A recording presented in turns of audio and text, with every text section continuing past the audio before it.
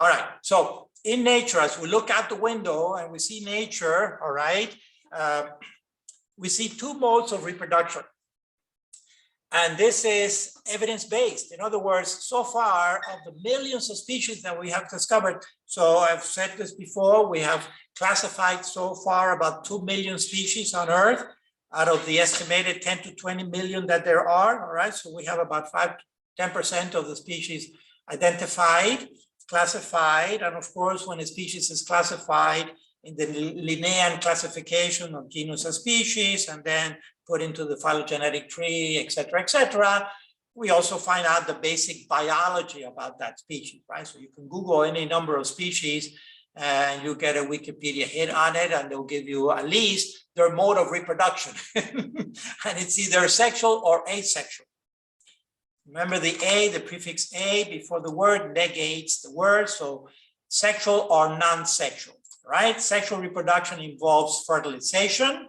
There may or may not be copulation or mating or intercourse, sexual intercourse, but there is fertilization, two cells coming together. With asexual, it's essentially varieties of cloning. They're cloning. So functionally, the difference between these two, the big difference for nature is that in asexual reproduction, in non-sexual reproduction, because there are varieties of cloning, the progeny, the offspring are basically identical, are essentially identical to the parent, the single parent, right? Because it's a clone. And so there's no admixture of the DNA from two different individuals and so forth. So there's basically little to no variation. Now you remember variation from last semester. Whereas sexual reproduction, and that's the novelty of it, because I can tell you that energetically it's twice as expensive to reproduce sexually than asexually, talking in kilocalories, all right? It's twice as expensive, it takes as much effort, because two cells need to be produced instead of one, mainly a male and a female cell, all right?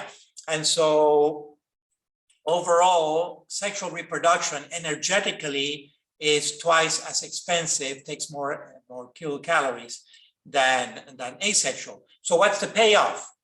There has to be a payoff, otherwise it would have been eliminated by selection, being more expensive, right? The payoff is that there is mixture, there is variety introduced, there is variation in the progeny, in the offspring.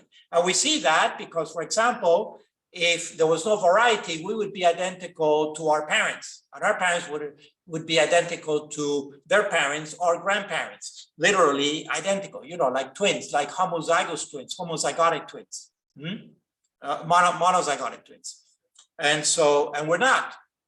And therefore, there is mixture, variation. And then that allows for selection to act on variation, right? Because of the fitness.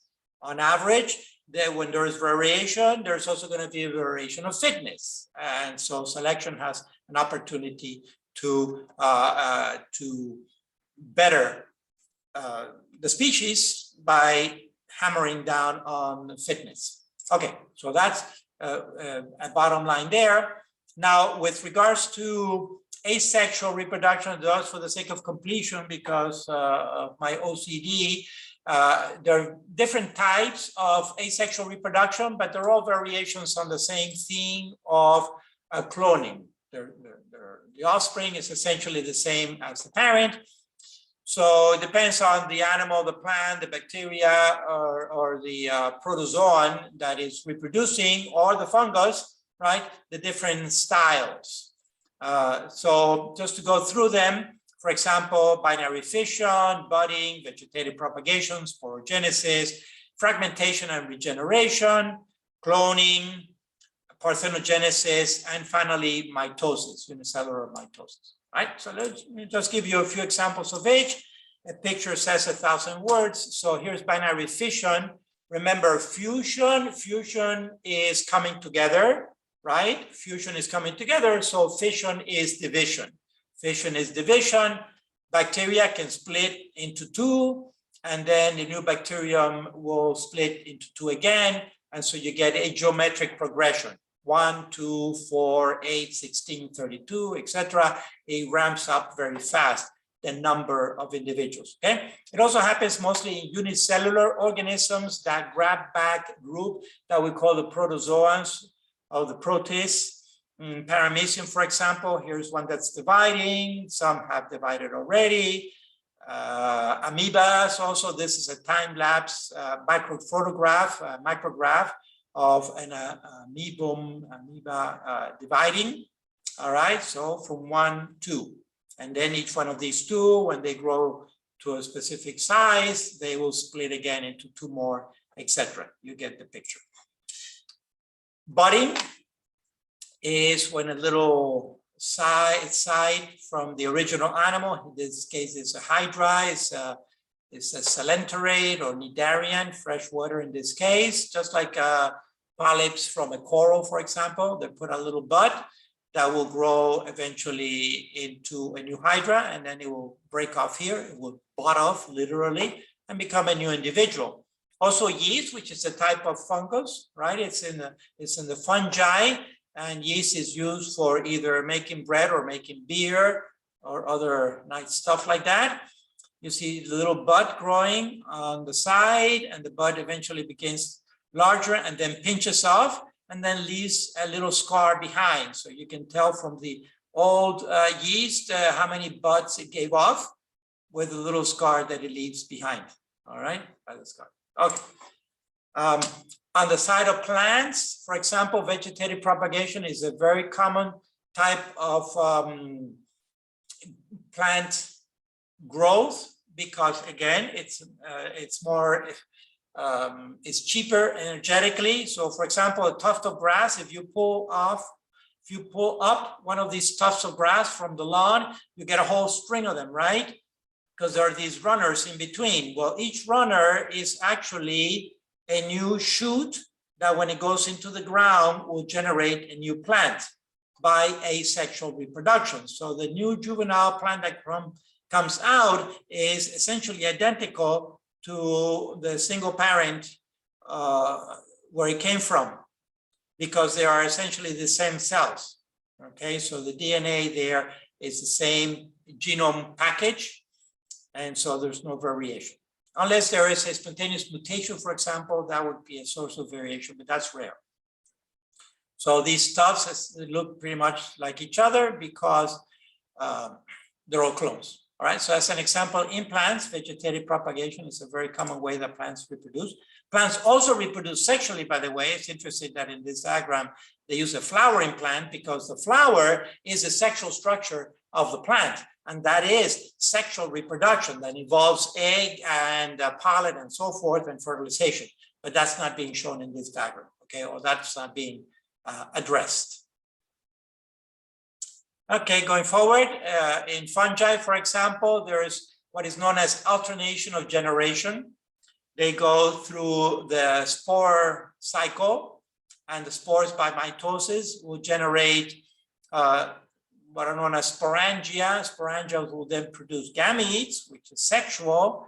The gametes will fuse by fertilization and produce what is known as the gametophyte. The gametophyte will then produce spores. All right.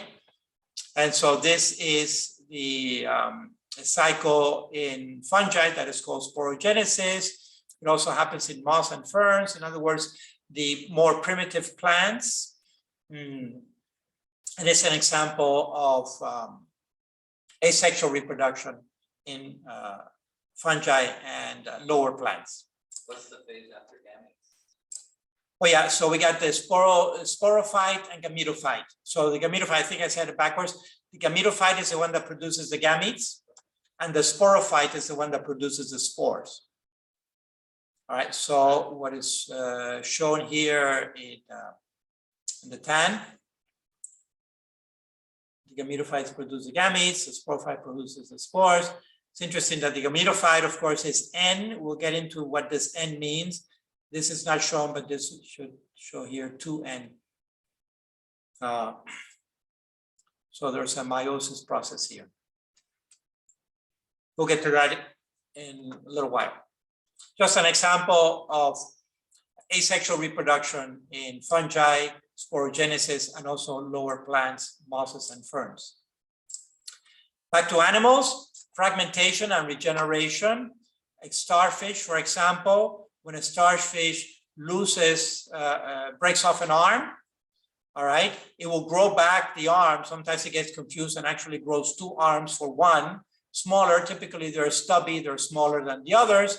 But not only that, the arm may also grow a new starfish, especially if it contains part of what is known as a central disc. The central disc, if you draw an imaginary circle that touches on all the vertices here, that's the central disc. That contains the stem cells, basically regenerative cells, to grow from the arm a new starfish. Okay, so that's the type of, again, asexual reproduction, fragmentation, regeneration. It happens also in lower worms, the flatworms and some of the roundworms. You cut them in pieces and each piece will regenerate into a new worm, all right? So here's the original worm. In this case, this is a planaria. It's a type of free-living flatworm. And if you cut the planaria in segments, the head segment will grow a new body. The body will grow a new head and a new tail. And the tail will also grow a new body, all right? So from one planaria, you can get several of them, depending on how you cut them up. Obviously, a lot of regeneration there. Example that I find very interesting, all the way up to humans, because this happens also in mammals, is cloning, twinning, monozygotic twinning. Remember we talked about, I think we talked about monozygotic twinning briefly, right? When we saw the example of the twins that had some variation within them, the two ladies, all right? So this is not dizygotic, but monozygotic, meaning that it comes from one zygote, one fertilization, one sperm, one egg, you know, and sometime after fertilization, that individual splits into two, all right? And depending when it splits, whether they're going to have share a placenta or have two separate placentas, depending on when they split. This can happen in the human up to 14 days after fertilization, which I find fascinating. And we'll talk about the ensoulment. I think, did we talk about the ensoulment at that time? I don't know if we covered that part. Okay, we'll get there. Because that's going to be one of the glitches, if you will, and one of the arguments against immediate ensoulment. We'll get there next lecture. But basically, just for now, this is another type of asexual reproduction, non-sexual, which is just clones. It happens in nature all the way up to mammals, all the way to humans. And it can happen within the first 2 weeks after fertilization. The little embryo may split into two or more, but they're always going to have the same gender, the same sex and gender, all right? Either both male or both female, because they come from one sperm, which is either an X sperm or a Y sperm. That's the one that determines the sex, okay? Remember, the egg always is X because women only have X chromosomes for the sex chromosome. Again, we'll get there. All right. Another variety, another variation of this asexual reproduction is parthenogenesis. This is interesting. It does happen in a few even vertebrates. There are some cases of lizards and also fish and snakes, reptiles and amphibians, and in amphibians also it can happen. So here's a shark that is a bottom dweller. This particular shark, they're called dogfish because the face with a little imagination, the snout looks a little bit like a dog, like a puppy dog. Anyway, this dogfish shark, the egg that they produce, right? The female produces eggs, ova, and the egg can be stimulated by any number of stimuli. In this case, it's done in the lab with an electrical stimulus. And that will stimulate the egg into start splitting, undergoing mitosis and start splitting. And so from one dogfish, you get 4 baby dogfish. In this case, it's split twice. So one split, and then each one of those daughter cells split again into a total of 4. And each one of those 4 continued development, embryonic development, until they were hatched into 4 baby dogfish, all right? Now, same happens with this lizard. This is a European lizard, has that same characteristic. the eggs are stimulated. In this case was done, of course, by an electrical stimulus, so it's done artificially. It can also be done by pricking the egg. And Hans Spemann, I don't know if you ever heard that name, but Hans Spemann was doing experiments with frogs, frog eggs, ova, back 100 years ago, and discovered this. He would prick them, and they would start developing asexually, right? He also split the morula or the blastocyst as blastula, and teased it apart, segregated it, and from each blastomere, from each cell of the morula, a new frog developed eventually. Right, so a lot of regeneration potential there. Those are cells that are called pluripotential. We'll get there again. And then there's another snake also that has this parthenogenesis. Partheno is a reference to self or woman, or Parthenos. What's the reference to Parthenos? Self or woman or female genesis, right? So the female generate their own offspring by themselves without mating. This snake, believe it or not, probably none of you have seen one. Maybe have you seen this snake? It's called the Braheny snake, and it's the most common snake in the world, at least in the United States. The most common snake, and most people haven't seen it, is because they live on the ground all the time, and sometimes even in pots. So when you transplant a plant from one pot to another, for example, sometimes you end up with a Braheny snake in there. But they also look similar to worms, even though they're not worms. They're variations of the brown color. And they're almost blind. They have little eyelids, little eye spots that are probably just see dark and darkness. Their eyes are degenerating and losing their sight because they live on the ground all the time. Anyway, the Braheny snake also reproduces by parthenogenesis, all right? That means that all of these adults, they are all females. They're all females, okay? No male to be seen.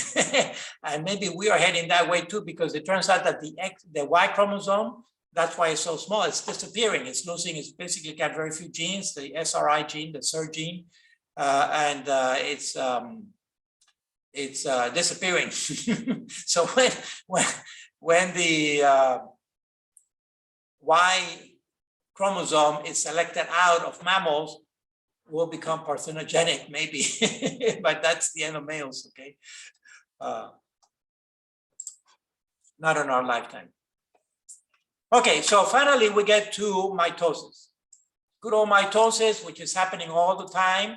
Unicellular mitosis, right? It's splitting of cells. It's the most common splitting of cells. It's happening all the time in the trillions of cells that we have in our body right now.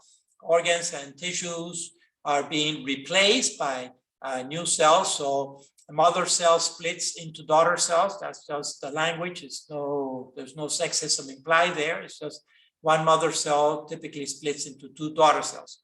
So here we have a micrograph. This is a microscopic photograph of cells that have been stained. The nucleus, the DNA, has been stained, probably a DAPI stain, because normally they're transparent and translucent. All right, the nucleus and all the organelles are transparent. They're there, but we cannot see them with a light microscope, with a normal light microscope. So the nucleus, the DNA has been stained, and that's why you can see it in the dark gray color. Now, is this plant or animal? You notice the boxy configuration, all right? All cells have membranes, but in addition to membrane, plant cells also have walls, cell wall. Now, the membrane is elastic, like the rubber of a balloon, okay, like the skin of a balloon, but the cell wall is rigid, like a box, like a shoebox, literally. Even shoeboxes, true shoeboxes are usually made out of cardboard, right? And cardboard is actually plant material, cellulose. So cellulose is what makes the cell wall, and it's rigid. And that allows plant cells to stack on top of each other, vary for millions of cells, and that's what gives trees their height and their size and their growth, okay? Is the cell wall mostly. So this is definitely a plant, and it's most likely onion skin. I don't know if you've ever peeled onion, but in between the layers of the onion, there's a little thin skin, right? And that skin is a single cell thick. It's one cell thick, the onion skin. So it's very practical for making slides, especially of this, right? Just slap that on a microscope slide, put a cover slip on it, and put some DAPI stain through it, and wash it through various percentages of alcohol to dehydrate it, and you end up with this kind of a micrograph. Okay, so we see the mitosis in different stages. For example, this cell over here is an interphase. It's not the chromosomes are not distinct, right? Chromosomes are not distinct in these cells. You can see a nucleosome there. I'm sorry, the nucleolus, which is typically a higher concentration of RNA and DNA, but basically it's chromatin. The distinct chromosomes are not seen. I'll show you a better diagram of that in a minute. But then we get into the different phases of mitosis, prophase, metaphase, etc. When the chromosomes become distinct, right, like here, then they line up at the equator of the cell, like here. Then they migrate to the opposite poles on either side, like here, until they reach the opposite end of the cell. And then eventually you end up with two new nuclei that form on those opposite ends. And then the last stage is for the cell to build a new wall in between, right? And so you end up with the two daughter cells like these, for example, and so forth. So that's mitosis. It's going on all the time in our bodies, and that's how cells are reproduced. So mitosis, your tosis, everybody's tosis is undergoing mitosis, okay? Now, kind of an interesting question: why do cells have to split? Why does mitosis have to go on for the cell to continue living? And it turns out that it's a volume to surface ratio issue. All right, so it's a mathematical thing. It's a very mechanical thing. Remember, we used to have a physicist here who was an astrophysicist from MIT, Dr. Ajar, Ed Ajar, marvelous human being. Now he's running the astrophysics program for NSF precisely. This will be one of our professors, our loss and their gain. Anyway, we would have great conversation, good practicing Catholic. He says, Father Alfred, I'm amazed at how mechanical nature is, how incredible. There's no mystery in nature. It's just there's ignorance on our part that we don't understand it at the further detail, depths of detail that we want. Like, for example, over 90% of the universe is this dark matter and dark energy of which we know nothing about, but it's there. Anyway, we just don't have the instrument to measure it yet, but it's all very mechanical, from the smallest size to the largest dimension. There's a logic to it, and there are laws. There are laws that regulate these mechanisms, all right? So the cell mitosis is no exception. It's a volume to surface ratio issue. Consider this simply because of 2 dimensions or 3 dimensions. So you can't get more mathematical or geometrical than that, right? A point is a single dimension, which is only abstract, mathematical, but we cannot really represent it physically. But then a surface, we can represent a surface, right? Like the surface of the screen and the computer screen, etc. That's 2 dimensions. And that's the surface of the membrane. Overall, functionally, is 2-dimensional. Of course, if we go down to the level of molecules, then there's a thickness to it, right? So it's really, structurally, it's 3-dimensional, but functionally, it's 2-dimensional. It's a surface, like the surface of a balloon, right? The skin of a balloon. All right, but the volume inside is 3-dimensional. By definition, it's a volume. So when in time, when the cell grows as a whole, the surface duplicates, but the volume triplicates. You see? And that's the problem, that proportionally, by growth, by time, the volume grows larger than the surface. And it represents a problem. It's like taking a balloon again and filling it with water. The skin becomes taut, right? And at some point, if I keep putting water into that balloon is going to explode because there's only so much elasticity that the rubber has on the balloon. And that's essentially the same issue that happens with the cell. There's so much surface that can stretch to hold that volume.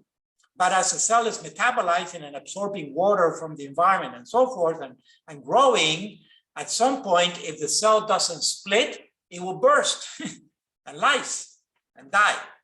And so nature has figured out a way to favor ratio, to reverse that net gain of volume, right? By splitting the cell in half. And so when we split the cell in half, again, if you were to take a balloon that is full of water, and if we could twist that balloon and make two smaller balloons out of it, and then magically seal it in between where we made the twist, right? We get two smaller balloons. What we've done is we have split the surface in half, but we have also split the volume in half. And because the volume is three-dimensional, again, proportionally, we have favored the surface.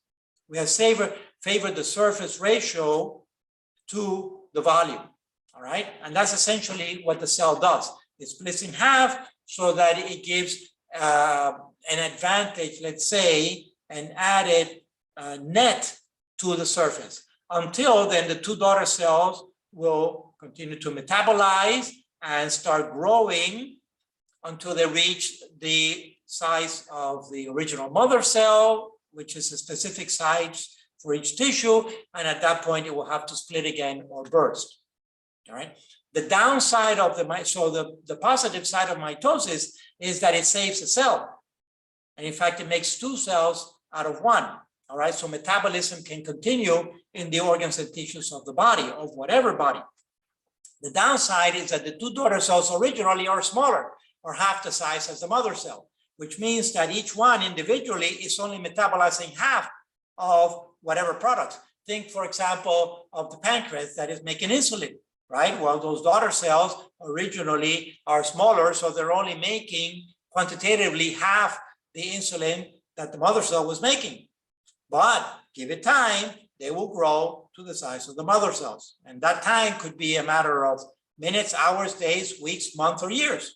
But in time, they will become the size of the mother cell, and then they'll undergo mitosis again. Okay, so nature has worked it out through natural selection that mitosis keeps organs and tissues working. So overall, maintaining metabolism, one of the two essential characteristics for life, at least as we know it here on Earth. Right? Well, there's an interesting point that there's a timing to this. Yes. Because there's a reproductive time that's involved. Yes. As the membrane grows. Exactly. And that timing is very specific for the volume as it accumulates. Exactly. Right? When it's supposed to do it, but it gives enough time so the cell won't die, which is one of the pathologies of viral infections. So the viral infections reproduce so quickly that they overvolume the cell and they lyse, they die. There you go. Exactly. Right. It sets off the timing, right? It's an insult. Very, very aggressive down to the cellular level. Yes. And then from each cell that lyses originally may have a load of maybe hundreds, thousands of viruses. Each one of these viruses can contaminate your cell. So talk about geometric progression is super exponential. It's not just geometry of duplication. It's X to the N, and that N is humongous. All right. So very quickly that infection spreads, and if it's in the circulatory system, even worse. So yeah, absolutely. In fact, we call it elegance, right? When we run out of words in nature and we find something so amazing, we call it elegant. It also has to do, there's something that is called programmed cell death, which has to do with the death of the organism as a whole, because each species has also a timeline and a lifespan, which for the human seems to be around 80 years of age. We'll touch on that one more when we get to the end of life issues, okay, in a few weeks. Basically about 80 years of age, more or less, depending on the healthcare that's available for the human organism. And it has to do also with chromosomes and the telomeres and the number of times that a cell has actually undergone, its DNA has undergone reproduction, has duplicated. So again, it's amazing how elegant it is. You can take it down to the molecular level and beyond, even into the atomic and subatomic level for that matter. Right, so let's segue into a little bit of DNA genetics here. Again, to give you the background, just to recall from a few years ago, high school, for some people longer than others. Basically, we start with a cell, which is a functional unit of life, all right? Functional unit of life, the cell. Within the cell, we got the organelles. And the key organelle here, the mastermind that controls everything, all the metabolism inside the cell, is the chromosome, the DNA inside the nucleus. So the nucleus is the organelle, again, double membrane, just like the cell membrane is also double membrane. Within the nucleus are the chromosomes. The chromosome is made up of DNA. The DNA is that twisted ladder that we have seen all over the place for more than half a century now in many diagrams, and is technically it's known as a double helix or twisted ladder. So more detail here, we're talking more structurally first, and we'll talk about it functionally, all right? So we're building up a vocabulary. When the cell is in interphase, the cell is metabolizing. When the cell is in interphase, it is metabolizing, it's doing its thing. So liver cells are doing liver things, and pancreas cells are doing pancreas things, etc. When the cell is in interphase.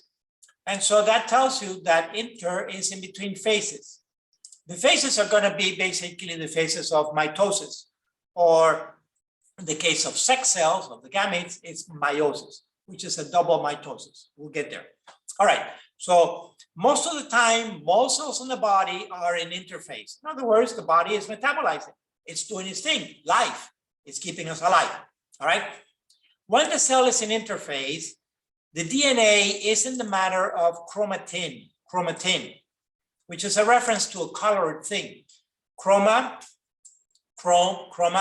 is Greek for color, all right?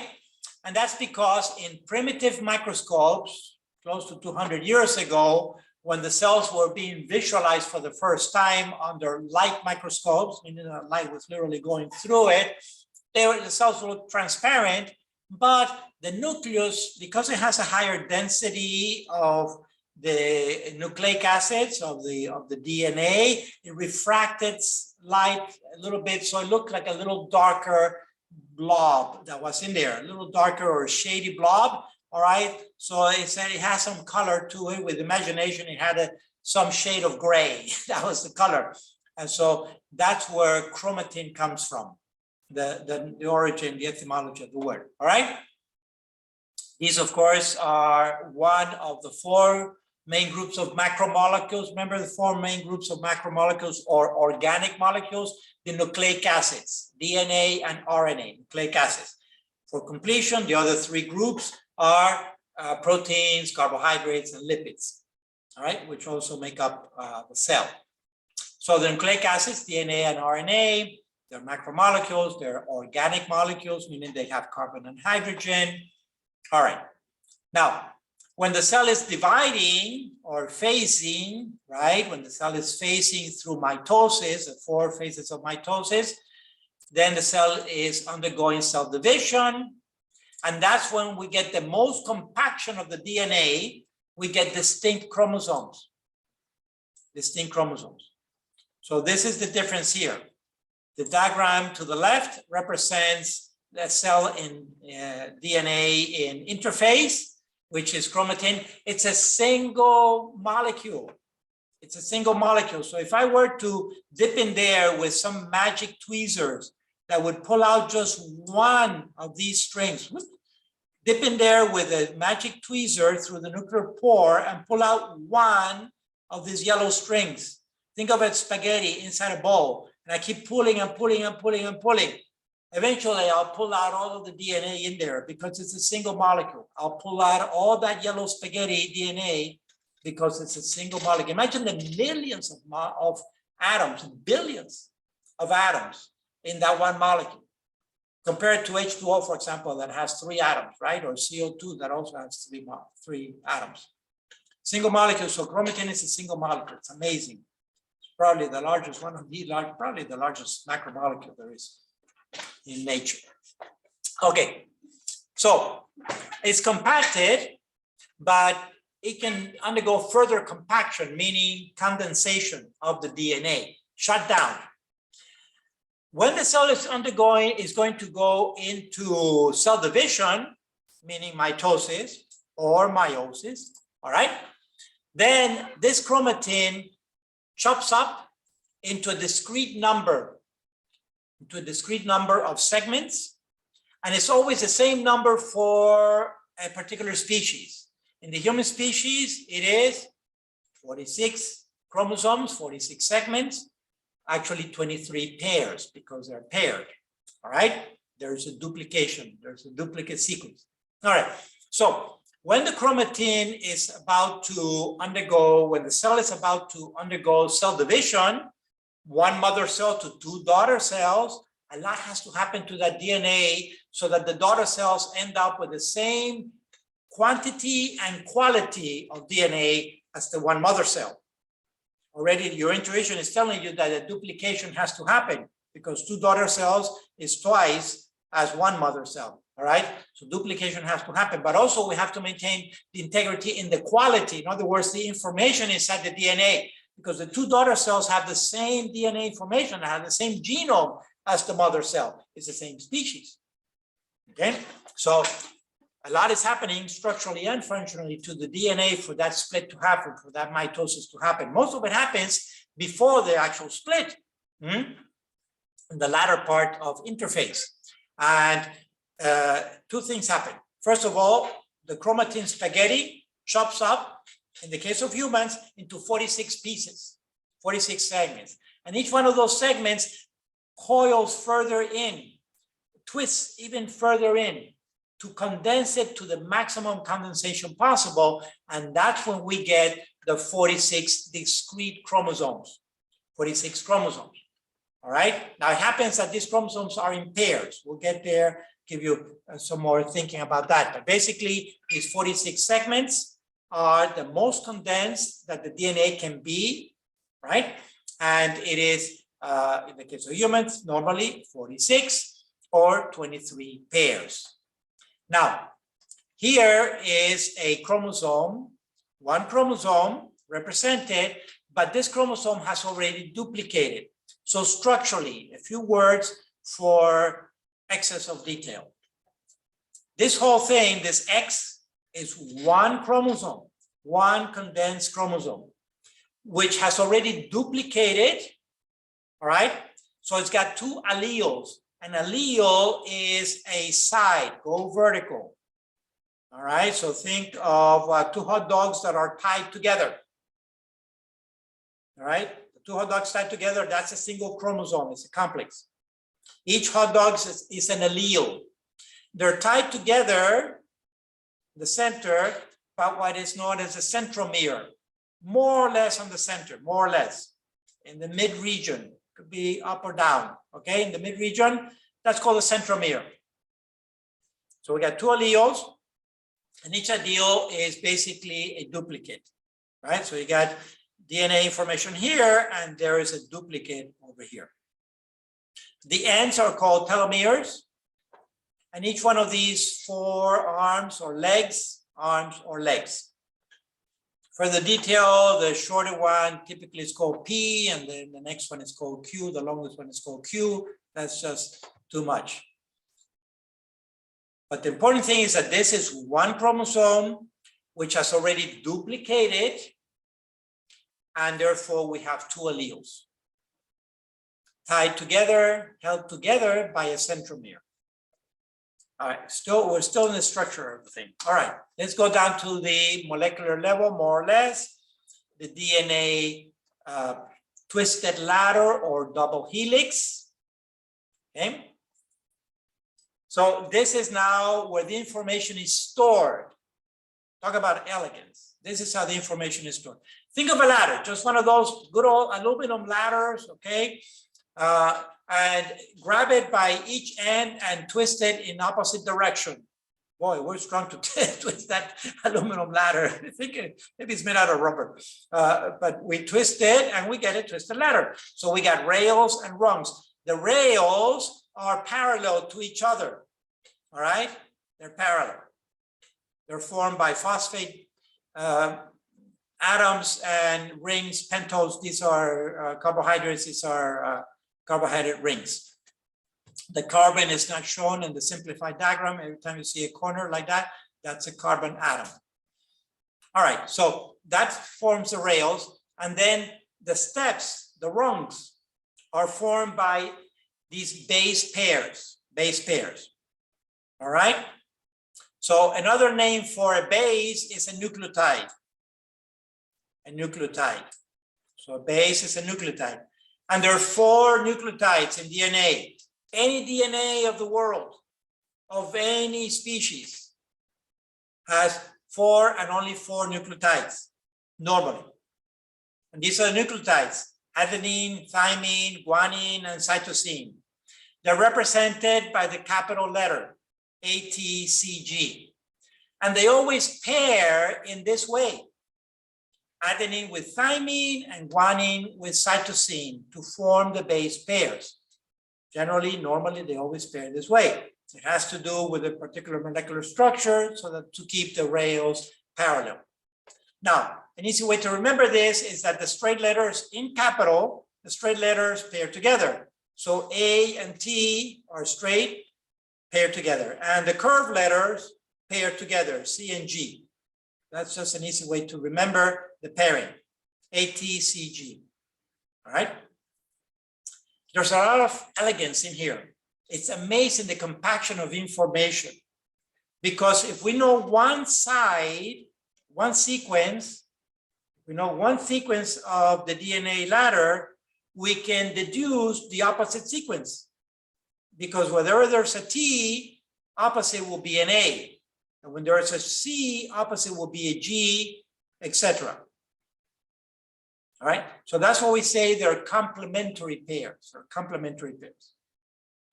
You notice that the diagram here is trying to simplify the actual chemical molecular structure, that they're complementary sizes. So T is small and A is long.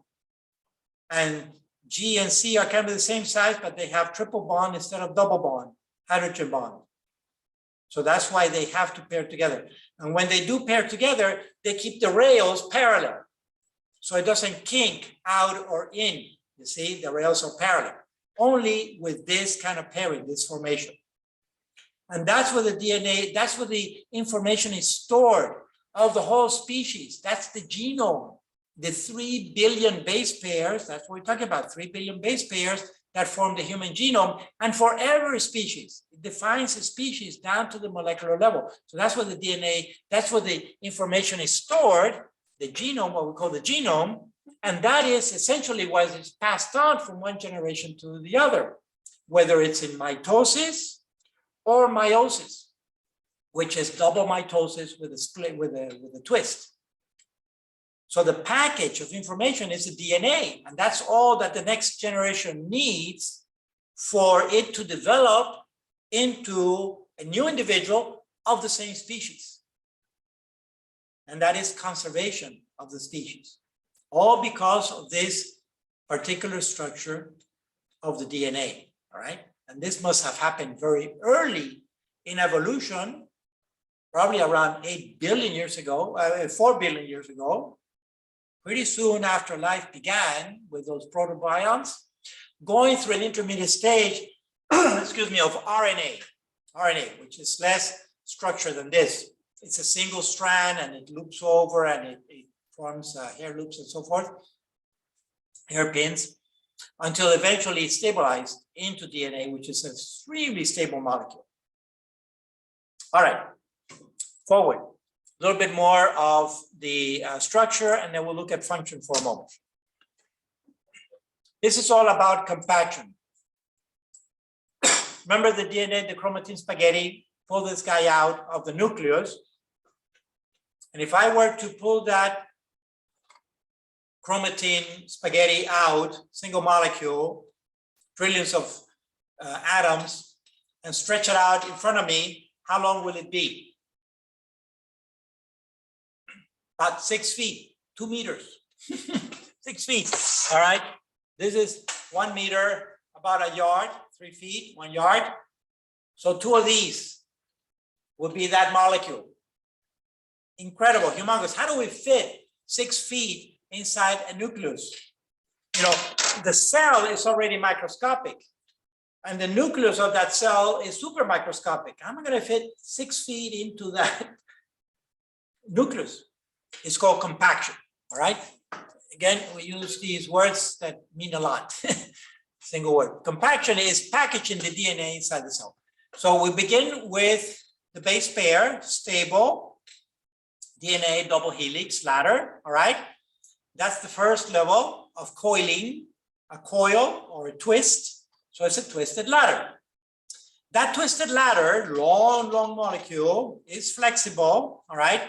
And it twists around little balls of proteins. Those balls of proteins are called histone. They're highly conserved. Again, every DNA has them normally, of whatever species. We're talking down from an amoeba to a human. These little proteins normally are 8 balls. Actually, there are 4 pairs, right? Histone 2A, 2B, 3 and 4, etc. They have names to them, but there are 8. 4 pairs of little histone balls. They form a ball together like a cluster. And the DNA wraps around it almost 2 times, 1.7 times. Don't worry about the excess of detail. But it winds around almost like a yo-yo string around the yo-yo, only thicker. All right? So almost 2 times. And that stabilizes the DNA around these histone proteins. All right? There's a lot of compatibility there. And that little structure of the ball, of the yo-yo, right? That little structure is called a nucleosome. This nucleosome is the functional unit of DNA. This is what I'm saying, the functional unit of DNA. All right, so the nucleosome stabilizes DNA around this cluster of proteins.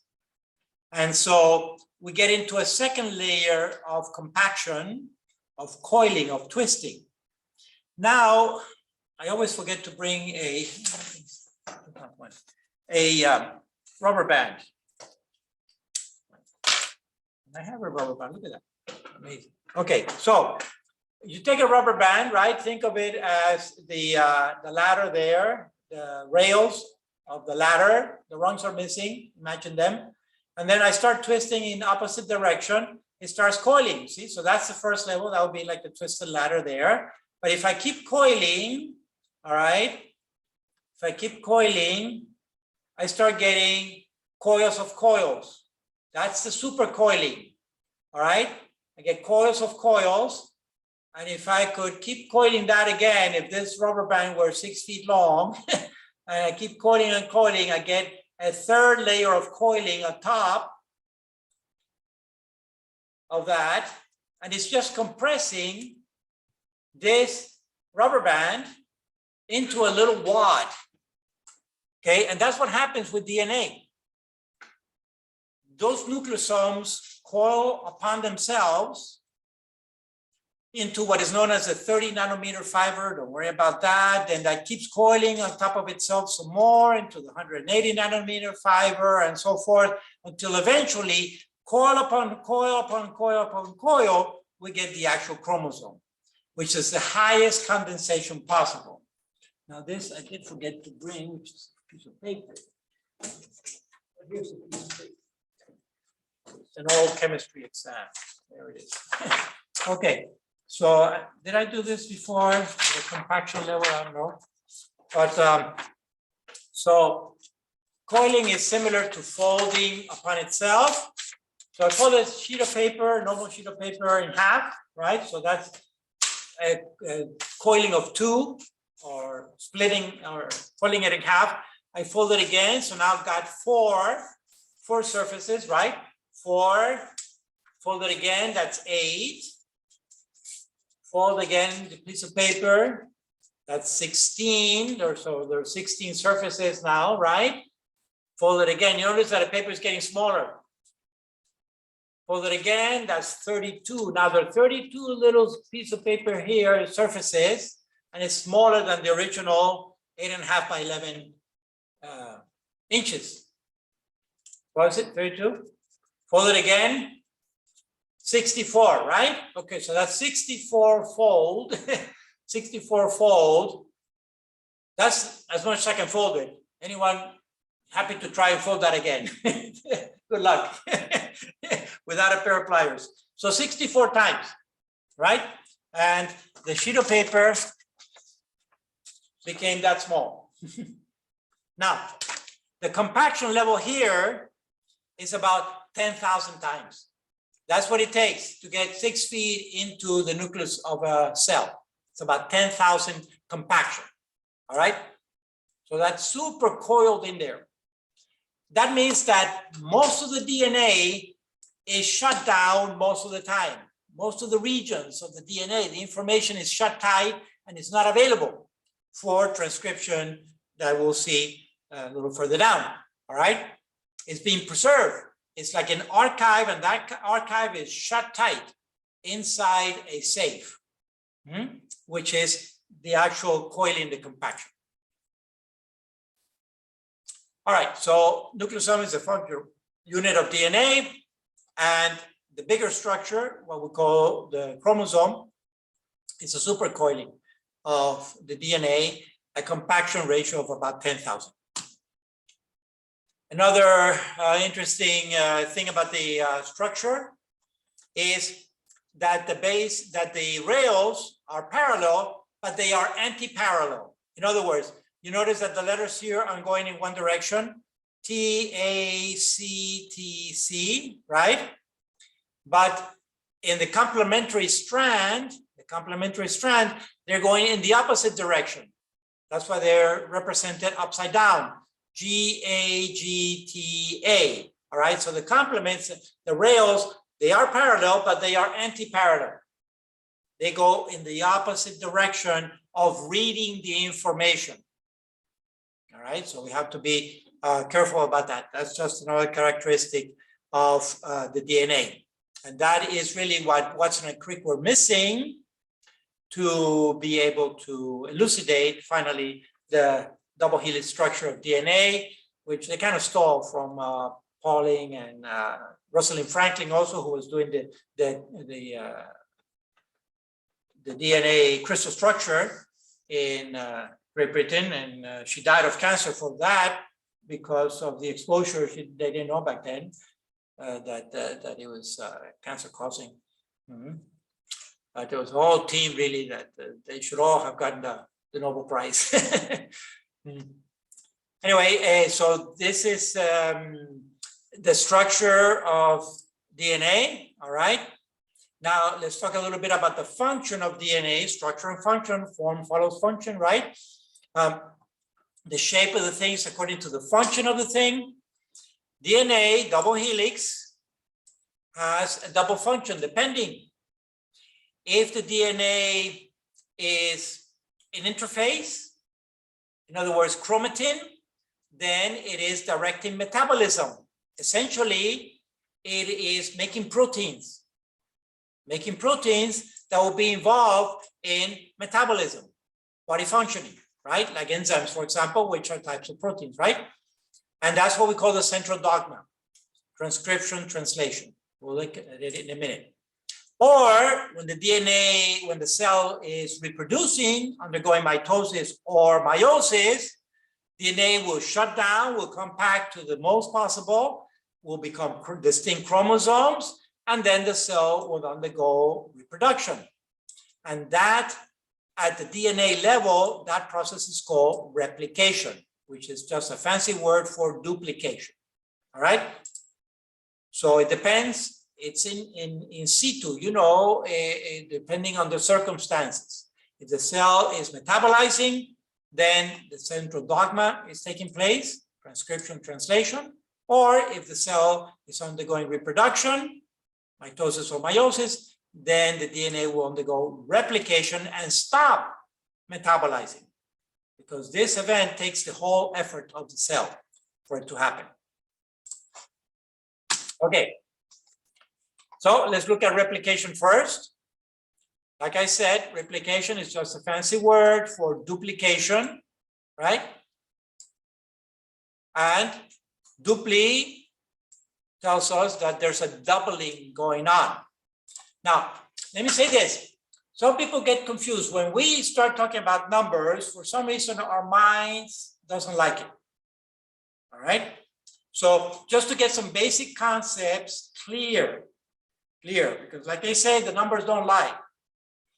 So when I say a pair, I'm talking about how many? 2. So a pair is 2, right? So if I double the pair, how many individuals do I have? 4.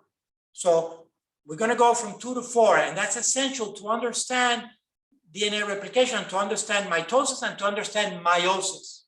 Eventually, ultimately, what I'm trying to get at here is the production of egg and sperm, and why the DNA has to be reduced to the single number so that when fertilization occurs, the diploid number is restored. All right, so just very simple arithmetic. A pair means 2, and when I double the pair, then there's 4 individuals. All right, of whatever. In this case, it's going to be chromosomes. So this is the mechanism of replication for the DNA. Two major things need to happen. First, the double helix needs to split in half. Though that ladder needs to split in half. It's a magical saw that goes down each rung, each step of the ladder, and cuts it in a fraction of a second. It's super fast, very fast. This cut is like a laser beam that is cutting through the middle of the ladder. And it's done by a protein. These are all proteins. These are all enzymes, right? When it ends in ASE, it's typically a protein. It's an enzyme. And it's called helicase because it cuts the helix in half, right?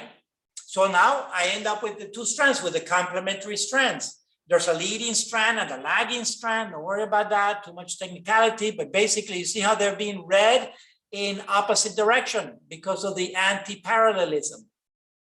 So the leading strand is read from 5' to 3', all that, don't worry about it. The lagging strand is read in the opposite direction. This is a simplified diagram. The nucleotides are free within the nucleus, available. It's like bricks, a pile of bricks that I have there, 4 different colors of bricks, or 4 different little sizes of bricks. They match up in pairs, right? A with T, C with G, and I use those bricks to rebuild the single strand of the DNA as the DNA is split in half. So that's the second part. The first half is splitting the molecule in half, and the second half is reconstructing the 2 halves to the original strand. So we get 2 complementary strands. Those are the alleles. This is one allele, this is the other allele. All right? These are the alleles. And you notice that the complement is the 2 complements are going to be identical to each other because the original complementarity. So if there is A on one side, there's going to be T on the other side. If there's T on one side, there's going to be A on the other side.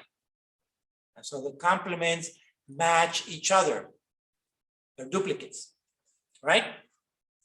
They're duplicates. But notice that of the duplicates, one of the 2 rails is the original rail. And that is another word that is called semi-conservative. So DNA is semi-conservative, not because it's on the conservative party, politically, but rather because of the word conservative, it conserves, it maintains, it keeps one of the two rails. The new strand keeps one of the two rails to form the complement, all right? And that's called semi-conservative. A lot of elegance here. All right, so that's when the DNA is duplicating, in other words, replication. That happens when the chromosomes are going to duplicate just before the split of the cell, mitosis or meiosis.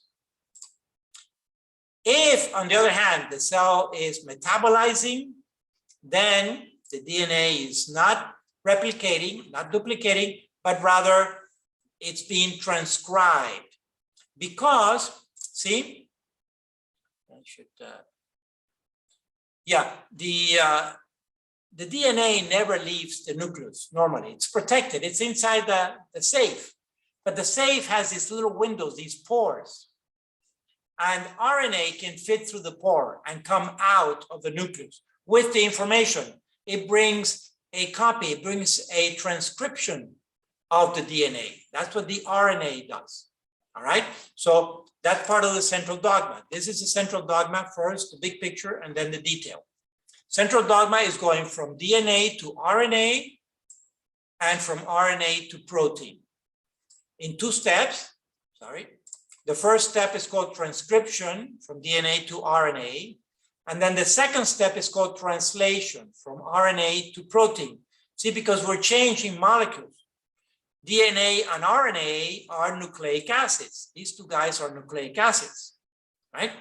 But proteins are not nucleic acids, they're proteins. And so from DNA to RNA is transcription. From RNA to protein is translation. So it's different wording. All right, so here is represented graphically. Here's a double helix that has been unwound, a little bubble just to see it, see the sequence, and then is opened up by the helicase, right, and being transcribed. So here in this case, the transcript is an RNA. It's not replication, not replication. That's why it's painted in red instead of blue. It's similar, but there's a little twist. You see that there's U instead of T, all right, for uracil. It's a substitute. It's a substitute base in RNA. Uracil substitutes thymine. All right, so here's the RNA transcript. Now it's that RNA that is going to wiggle its way out of the nucleus into the cytoplasm. So the DNA remains inside the nucleus safe and has sent the message out. And that's why it's called, the transcript RNA is called messenger RNA or mRNA. You'll see it here, M for messenger RNA. That's what goes out into the cytoplasm. And in the cytoplasm is where proteins are being made. They're made in another organelle that is called a ribosome. All right, ribosome is like the little factory of proteins. And it's a complex, it has two subunits, and the messenger RNA is being read in the middle of the two subunits. And then at the other end comes out the protein, again by segments, because we know that proteins are also made up of subunits. They're called the amino acids, right? It's like wagons on a train. All these are known as polymers. Polymers are long strings, long molecules. So a protein is a polymer of amino acids like wagons on a train.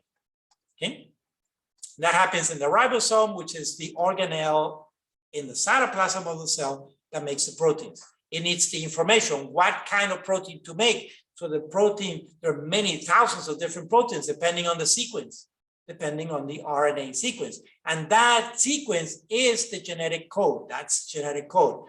It happens in triplets. That's why it's represented here. You see every 3 bases, there's a comma. Every 3 bases, because each one of the 3 bases is called a triplet. For three bases together is a triplet. Each one of the 3 bases codes for one amino acid. We'll look at that in a minute. Okay, so here's the transcription part. Is going from DNA to RNA. some of the things that happen is that uracil is changed for thymine, right? So RNA doesn't have T, it has U. It's a very similar molecule, but it's called uracil instead of thymine, slightly different properties. And then they form these triplets, 3 bases, 3 consecutive bases, form one, should I put the comma here? 3 bases form one code for one amino acid, and the 3 bases are called a triplet. So it's a triplet code. This is transcription part. The translation is here. Oh, they forgot the commas. They should have put commas here. All right, so translation then is going to from RNA to protein. The intermediate is what is known as a polypeptide.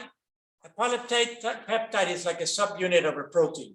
Okay, it's a segment of the train. It's a number of wagons, several dozen or maybe hundreds of amino acids together that forms a polypeptide. Several polypeptides coming together, they form the actual functional protein. So this is the second half of the diagram, the translation part from the RNA to the amino acid sequence. All right. Just like DNA has a primary structure and a secondary structure and a tertiary structure, so proteins also have these different levels of structure, beginning with the sequence, the amino acid sequence by itself, just linearly, amino acid sequence, that's known as the primary structure. But then that starts folding. Again, there's this folding thing to compact it. It forms 2 types of folding. It forms either a helix that is called an alpha helix, or a sheet, more like a membrane, like a filament type of thing. It's hard to describe. That forms a sheet. All right, so we got little coils of proteins. Those are alpha helixes, or little strips of polypeptides that forms the beta sheets. Again, it's too much detail. Don't worry about it. That's the secondary structure. When these come together functionally and structurally, they form the tertiary protein structure. And then when several of these come together, typically duplicates, they form finally the quaternary structure, which is the actual functioning protein complex. And this is an example. This one in particular is hemoglobin. Hemoglobin, which is the one that transports oxygen from the lungs to the tissues and CO2 from the tissues to the lungs, right? Hemoglobin is made up of 4 subunits. Each subunit is called a myoglobin, and each subunit is like a tertiary structure. But when the 4 of them come together, it's the same molecule as you can see, but they're folded together in a particular conformation. And what is holding them together here at the center is 1 atom of iron, 1 Fe, 1 atom of iron, and that's the iron that gets oxidized. So it forms FeO2, picking up 1 molecule of oxygen, of diatomic oxygen at the lungs, at the alveoli. And what happens to iron when it becomes oxidized? Another name for oxidation is rust. It becomes reddish color, and that's what makes the blood reddish. Okay, it's the oxidation of the iron, and that iron is keeping together the 4 myoglobin subunits of the hemoglobin. Doctors, I hope I got it right. In this current times, the variations occur at that level in the coronavirus. Well, tertiary. In the different proteins. Oh, this protein sequence? In the protein sequences that are making up the binding. The binding with the spike, right? The A spike protein, yes. So the little variations, and that changes the virus from the alpha to the beta to the delta to the alpha. Oh, I see. Those are the variants. Interesting. Wow. So it gets that detailed to the sequence. Yeah. Obviously, it's on the active site of the alveoli, right? The spike protein is the active site. It's we also name it the functional site. The functional site. Exactly. Binding, the lock and key. We'll look at lock and key a little further with enzyme functioning. It's dimensional. Yes. Again, mechanic. this key fits into this lock and no other key opens this one lock. You know, it has to do with the actual shape, the molecular shape of the thing. And there's a match and there's a complementarity. Yeah, three-dimensional. Talk about time for evolution to process all this, right? To make it happen. So, summary then, replication, semi-conservative, you know what that means now. From one DNA molecule, we get two DNA molecules that are essentially identical, right? Unless some spontaneous mutation happens. Otherwise, it's the two daughter DNAs are essentially identical. In transcription, there's also errors here because the process happens so fast, within seconds, that there's errors. But then there's another machinery that comes behind it that is fixing, it fixes the errors. But that machinery is not 100% either.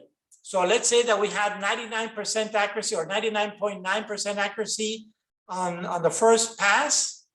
Then there is a machinery that comes to correct the errors. I'm talking about the actual base sequence, right? 99.9, that leaves a 0.1% error. There's a machinery that comes in before, after that and corrects those errors, maybe down to a 0.01 or 0.001%, but there's always a little tiny error there that, again, may be a source of variation, all right? Okay, then transcription and translation, when the cell is metabolizing, it's about the central dogma, from DNA to RNA, from RNA to protein. DNA to RNA is transcription, RNA to protein is translation. Finally, the genetic code. This is really what was deciphered. It took them about another 10 years in the 60s. So the DNA structure was elucidated in the 50s, 53, right? This and the antiparallel and all this at the molecular level in 53. And that's what Watson and Crick are pointing to. Crick was the PI, the principal investigator in the lab, I think it was King's College, no, in London. The famous photo that we see all over the place, way back, black and white, this one. They both look very young back then. Here's Crick, here's Watson, was a graduate student, or postdoc from Indiana originally, and went to get his postdoc at King's College in Crick's lab. And there are a bunch of labs throughout the world were working on elucidating the structure of DNA once they figured out that it was DNA and not protein, the molecule of inheritance. And what is Crick using to point at the structure? You notice they're using just basic equipment, lab equipment of stands for beakers and boiling beakers and stuff, right? He's using a slide rule.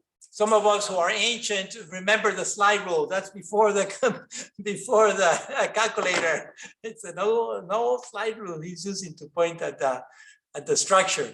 And here it is. And the last thing that they needed to do to put it together was to know that it was an anti-parallel double helix, right? And that was the information that came from, I think it was photograph 52 actually, from Madeline Franklin, and she had it. They had no permission to use that from her. They basically, it was his PI that what was the PI's name? PI of she was in another college in London. Anyway, yeah, a lot of hanky-panky going on with this is before IRBs and ethical review boards and all that. It's one of the reasons why bioethics started to come to the fore, precisely for giving consent and permission. Anyway, those are side stories. Maybe when we have time, we can get into them, anecdotes about history, development, the ethics of biology and genetics. So the triplet code, see now, because this is the transcript. So really what you're having here is RNA, it's not DNA. That's why you see U instead of T. All right, this is RNA. All right, But if we know the RNA, we can decipher the DNA. This is the triplet. So this first one, for example, UUU, what's that in the DNA? People are going to tell me TTT, it's not TTT, it's AAA, it's a complement. It's a complement, all right? So this complement, UUU, in the DNA is AAA, which is a complement of T, and you substituted T, all right? So that's the twist. There's always a twist, right? So you see that UUU and UUC both code for PHE, for phenylalanine. This is one of the 20 amino acids that occur naturally in nature, okay, 20 amino acids, glycine, arginine, serine, proline, etc., leucine, isoleucine, all these are the 20 amino acids that make up the wagons of the train of the protein, right? So the triplet codes for these 20 amino acids. But when you do the math of triplet codes with 4 possibilities each, you get a total of 64. 64 DNA triplets possibilities. So there is redundancy. For example, 2 triplet codes code for phenylalanine, UUU or UUC. For leucine, which is another one of the amino acids, is UUA or UUG, which are the other 2 alternatives, right? And so on down the line. Valine, for example, all 4. GUU, GUC, GUA, GUG. What am I accenting? The third triplet. The third triplet can wobble. It's called a wobble. The third triplet can wobble and still maintain the same code for that particular amino acid. Now it varies, okay? So for example, valine can take a wobble of the 4 possibilities. Alanine can also take a wobble of the 4. But isoleucine, ILE, can only take 3 wobbles. Methionine cannot take a wobble. It's only AUG. So this is known as a starting codon. Starting codon, AUG, is at the head, is like the locomotive of any transcript. In messenger RNA, when you find an AUG, that typically signals the beginning of a code of what is known as the exon region, the coding region of the DNA, which is only 3% of the entire DNA, all right, the coding region. So AUG starts as the locomotive. And then there are stop codons. There are 3 stop codons, UAA, UAG, and UGA. When the machinery, when the ribosome gets to any one of these 3 triplets, there's no amino acid for it. So the machinery drops off, falls off the tracks. That's the caboose. So there are 3 cabooses, all right? And that means, that's why it's known as a stop codon. That stops the reading frame. So we get that particular amino acid, that particular polypeptide, and no other. So there's 1 start and 3 stops, and the rest are amino acids, wagons in between. So we got that's how the genetic code is. So that's what is called redundancy. That you have an excess. You have actually 64 or 60, if you want to take off the 3 stops, 61 of the DNA triplets code for 20 amino acids. Okay, that's called redundancy. Well, you're getting an excess of vocabulary here. One last thing. Everybody's heard of DNA and everybody's heard of RNA, but few people actually know how to spell out the acronym. So here it is. Deoxyribonucleic acid. It's a mouthful. Deoxyribonucleic acid for DNA, there's a DNA. And then for RNA, it's just ribonucleic acid. So in other words, it's not deoxidized. In other words, it has an oxygen that is missing in the pentose ring. So double helix for the DNA, single helix for the RNA, and then substitute uracil for thymine. This is what I meant. You see how it's very similar, except on the couple of radicals here. One radical is missing a hydrogen on this nitrogen here. And it's and this one is just a hydrogen. I think it's a methane here, H2C, a methyl group. The rest is essentially the same. So we can say that your uracil is kind of a degenerate of a thymine. At the end of the coding triplet, there's a G for the DNA RNA. What is it? Oh, I have 4 S here. Okay, no, they just put it in with apostrophe ATCGs. Yes, it's an S, and that's a very common misspelling. That's a very common erroneous syntax, is to put an apostrophe because this is not a possessive. It's a plural. It's a plural. ATCGs, it means it's not of ATCG, it's not a possessive, it's just ATCGs, bases. It's the plural of bases, is what it means. So that apostrophe there is wrong grammatically. Get a refund on that flight. It just means plural, many bases.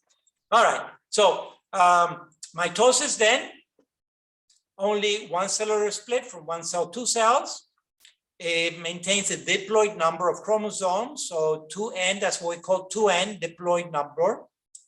And the daughter cells are called sister chromatids, the chromosomes are called sister chromatids, right? And here's mitosis. But in the meantime, it's 11:17, 11:18, so let's take a little break. And then we're going to go through mitosis and meiosis. We're actually about halfway, but we'll get through the rest. All right, so I'm gonna take a little break now. Everybody can come up for air. And 11:18, I'm gonna start at 11:30. Restart 11:30. Okay, so let me pause. Before I do that, any questions or comments? Again, this is all excess of luxury of detail of a review of high school biology, genetics.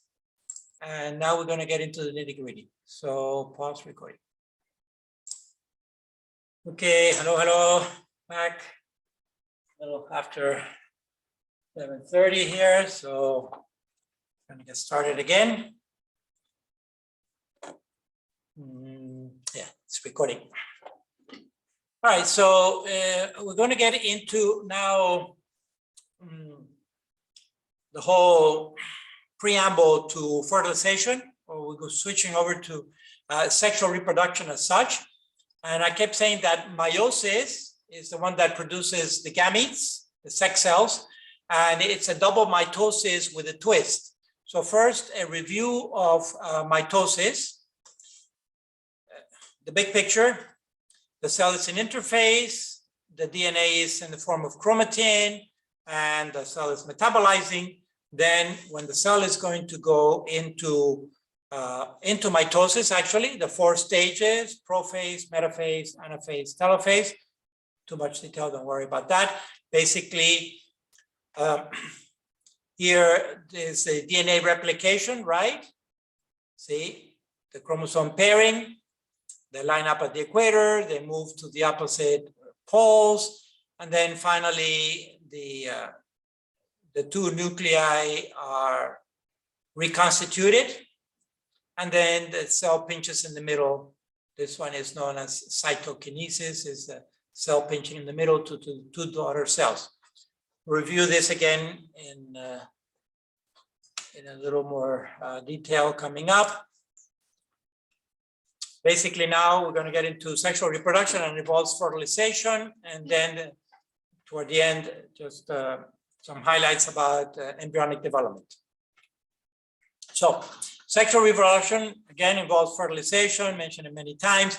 Fertilization is the fusion of gametes. Gametes are sex cells, all right? So they come together. So you notice that fertilization is kind of the opposite of mitosis or meiosis or cell division, because this is the one case where cells come together, two separate cells come together to form one functional cell that we call the zygote, when egg and sperm fuse in the process of fertilization.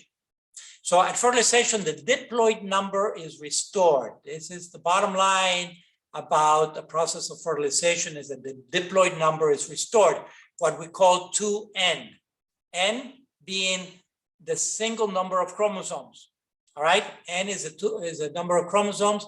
For example, in humans, the single number is 23 because we have 23 pairs, and the 2 is representing the pair. So when we multiply 23 times 2, we get the 46 chromosomes, right? So n is always the single number of chromosomes for whatever species.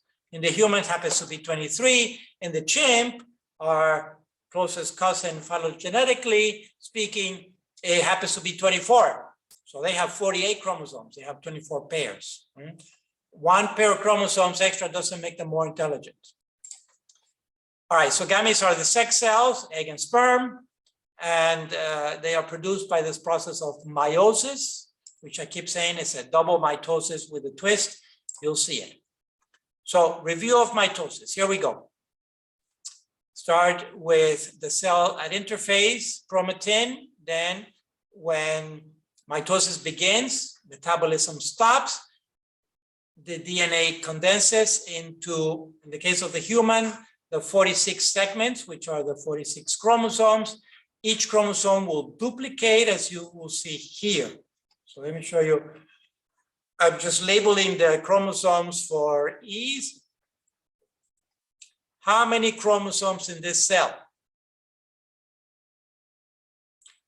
4 chromosomes. There are 2 green chromosomes and 2 pink chromosomes. There are 4 chromosomes, okay?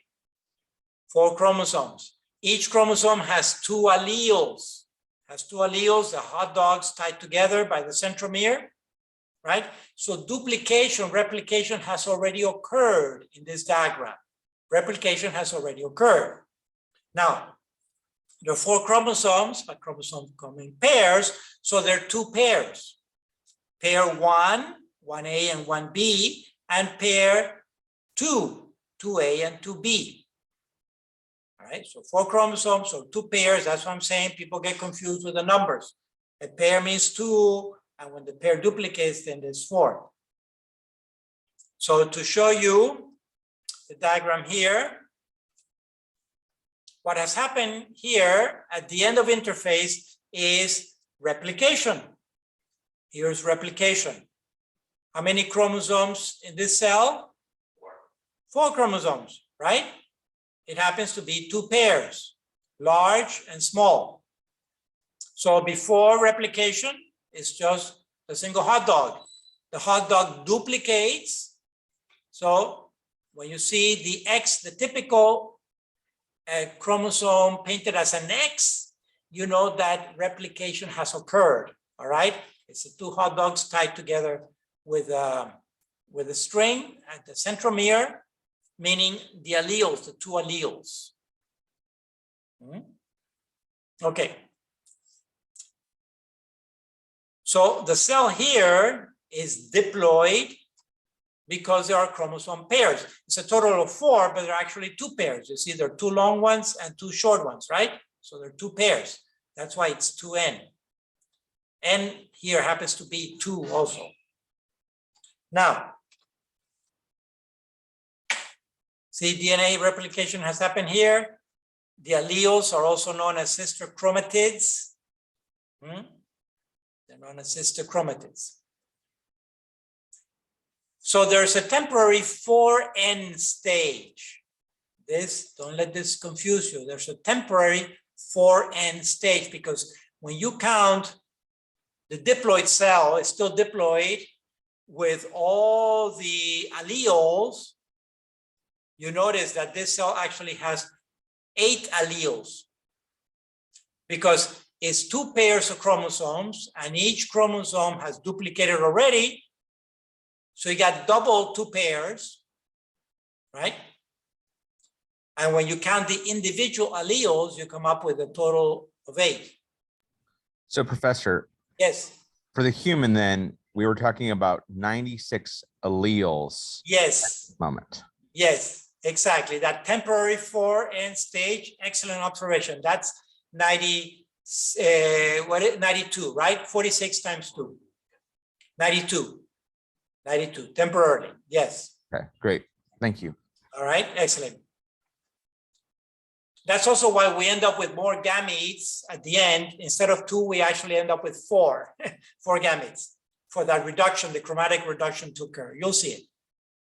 All right, so at the end of interphase is when the duplication occurs with the DNA replication, all right?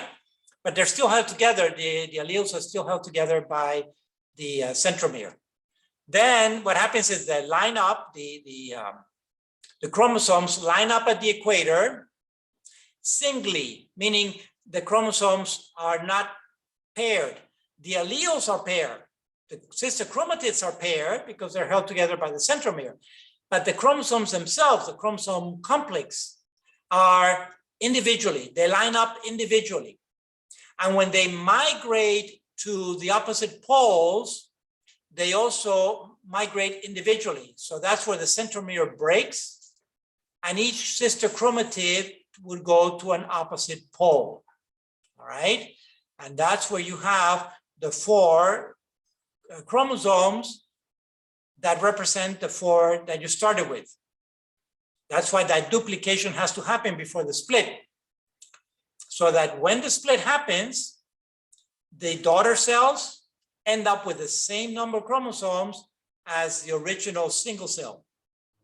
And duplication has to happen beforehand because we end up with 2 daughter cells. Okay. So these 4 chromosomes represented here are these same 4 chromosomes.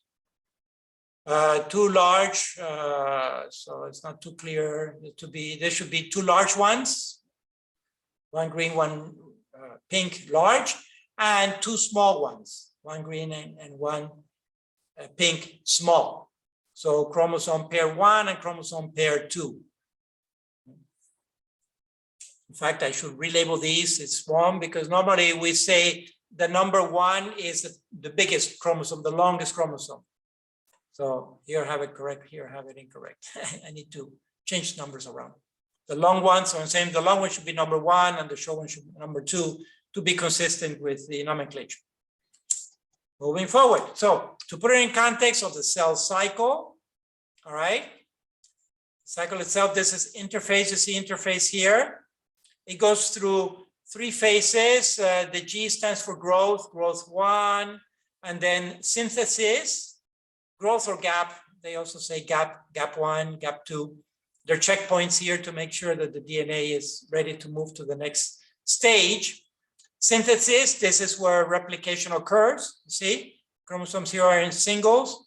Here they're duplicated already. Replication occurs in DNA synthesis. Synthesis is another word for replication. Then it goes into gap 2. It would not proceed to gap 2 unless synthesis has occurred, because then after gap 2, it's going to go into mitosis. And it better have the duplicate number of chromosomes, otherwise the daughter cells will not end up with what they have to end up with. Sometimes the cell gets out of the cycle, goes into GO or arrest. All right, and these are the cells that don't grow anymore, like for example, neurons and so forth. And then eventually they'll go into apoptosis, which is programmed cell death, suicide. The cells eventually will die by self-digesting. It's a programmed cell death. Now, meiosis. I keep saying it's a double twist. It's a double mitosis with a twist. Here is mitosis lined up with meiosis. Mitosis, this is the human, 46 chromosomes. Each daughter cell ends up with 46 chromosomes, 23 pairs, so diploid, diploid, all right? But in meiosis, we start with 46 chromosomes and we end up with 23 chromosomes, but we end up with 4 daughter cells. 4 daughter cells instead of 2, and that's where the it's called chromatic reduction occurs in the second split here, the chromatic reduction. So we end up with only 23 chromosomes in each daughter cell. We have double the number of daughter cells, 4 instead of 2, and they are haploid. They're not paired. The chromosomes are not paired. Very important, not paired. That's why they can be, nones. How do you say? They can be not par or non. How do you say par or non in English? Par is, the word escapes me, arithmetically, when a number ends up with 2, 4, 6, 8. What do you call that? Even number, even or odd. Yes, so the haploid number can be odd. The diploid number always has to be even because it's a duplicate number. In the chimp, this is 24. The gametes. All right, let's look at a little bit more detail. So you see, it's a double mitosis, but with a twist. The twist is here. The twist is the chromatic reduction. This is how it's happened. It's all mechanical. Again, replication at the end of interphase. So we start meiosis one with duplicates, with diploid number. All right, see, these two chromosomes paired, and the chromosomes line up at the equator in pairs. This is prophase, metaphase, anaphase, and telophase. See the chromosome pairs. All right, different from mitosis. Here the pairs, but because each pair has already duplicated, this is called a tetrad because there are 4 alleles altogether. There are 4 sister chromatids that are next to each other. All right, it's called a tetrad. We'll get there. Then when they migrate to the equator, it's not the centromere that breaks, but the pairs unpair. So each one of the pair goes to the opposite side. Here is the difference with mitosis. The difference with mitosis is to line up in pairs at the equator, the chromosomes, so that when they split, they go to the opposite poles. The whole duplicate chromosome goes to the opposite pole. All right. And then cytokinesis occurs. So you have 2 daughter cells, but these 2 daughter cells are still diploid. See, they're diploid. Each chromosome has its pair. Now, in meiosis II, the second half, each daughter cell will undergo a split again.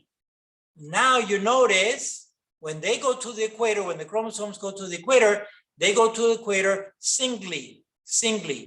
All right. So again, this is a large chromosome. This is a short chromosome. So this will be chromosome number 1. This will be chromosome number 2 in the other diagram.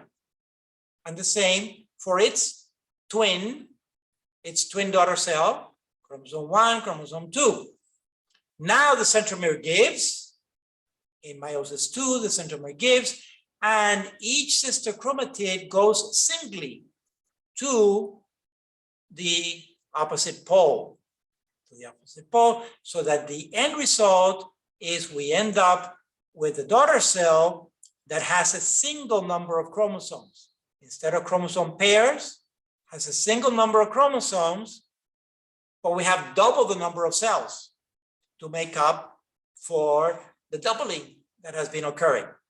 So we end up with 4 daughter cells instead of 2, but each daughter cell is haploid. In other words, N or 1N, because the coefficient 1, when the coefficient is 1, is not shown, right? Like A plus B is 1A plus 1B. The 1 is not shown, it's the convention. So this is just like little algebra, right? 1N, N is always the single number of chromosomes. For the human, how much is this N? 23. So we get 4 gametes out of each precursor cell. All right, this is going to be more obvious in ova than in sperm, or for different reasons. You'll see. In the ova, the cytoplasm also has a plane. All right, so that's just too much detail. They're numbered here correctly and so forth. You can follow the numbering.